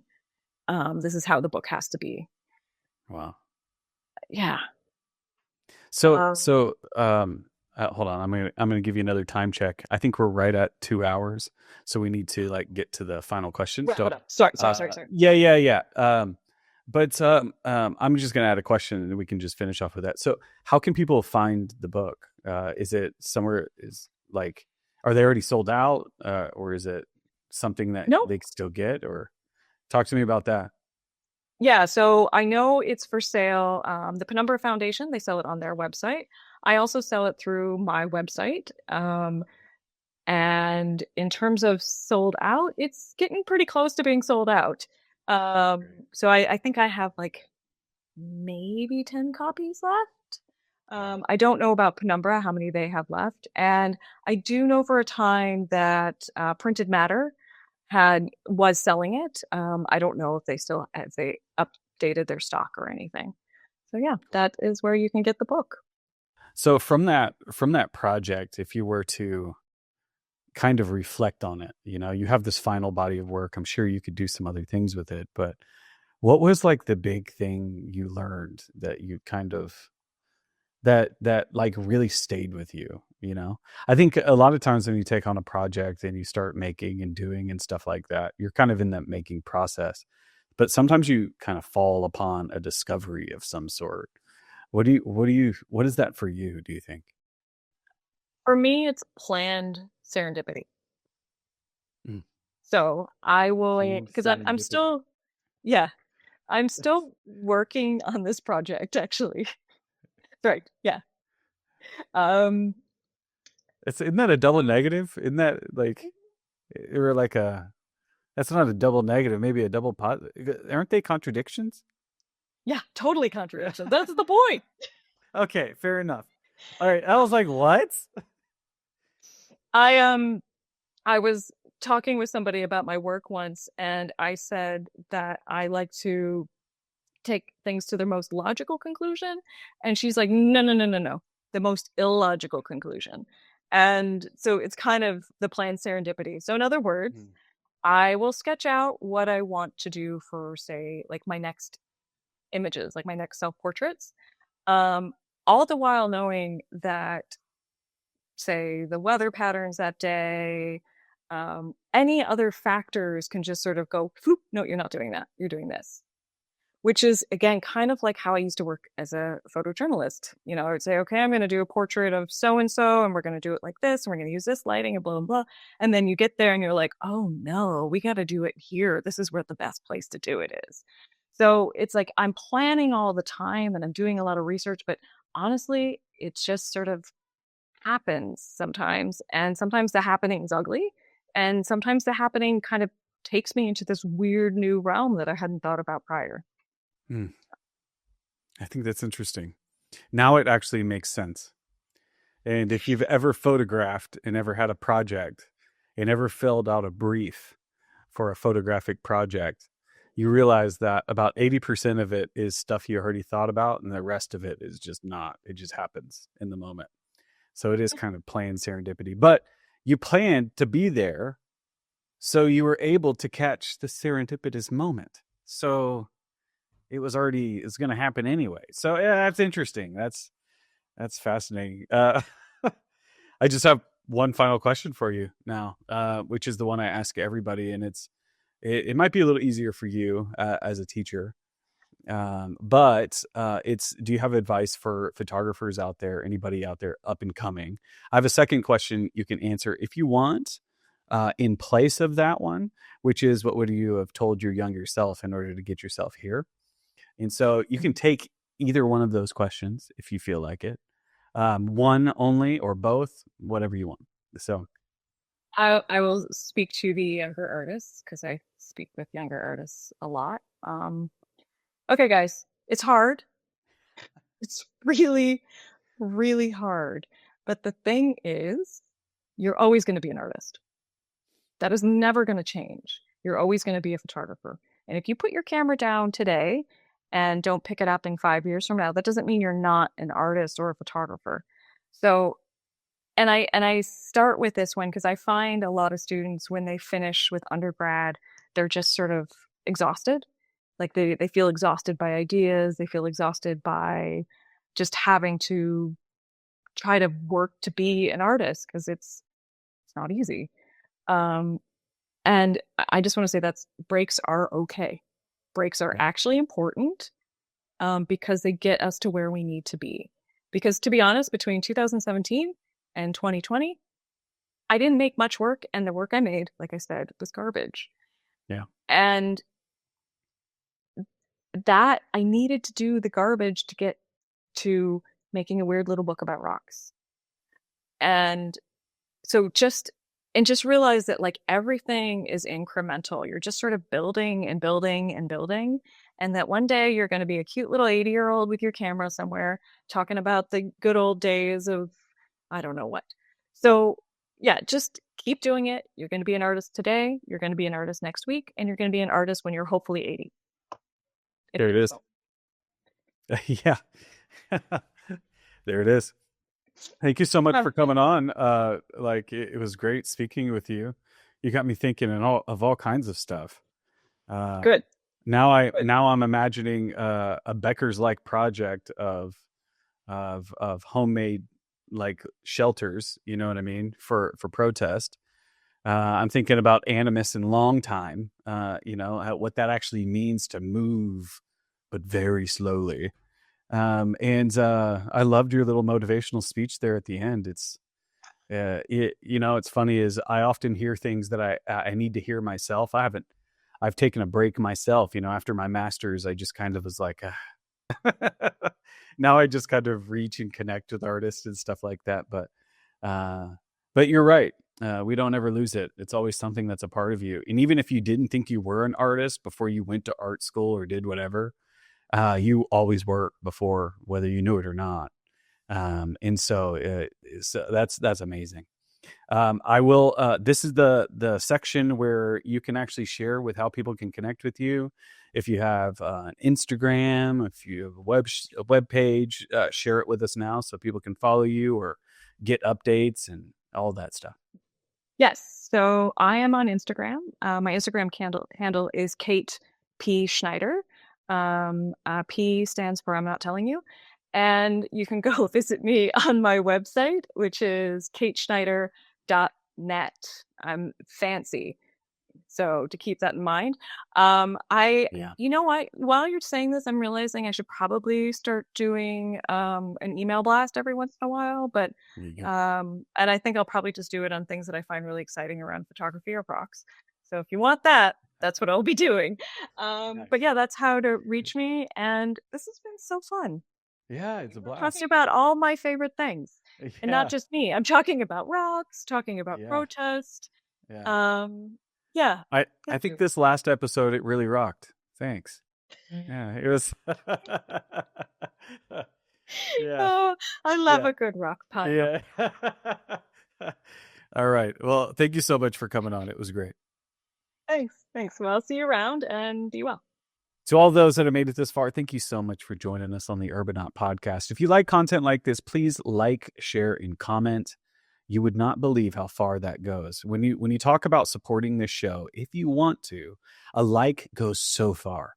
A comment just adds gasoline to it. It just explodes. So if you can, please like, share, comment, do all of that stuff that supports our show. And if you want to take that support a little deeper, you can also become a member on our Patreon page as well and become a paid subscriber. That all helps support this show and helps keep bringing cool new people and cool new artists to you. And we look forward to seeing you next time.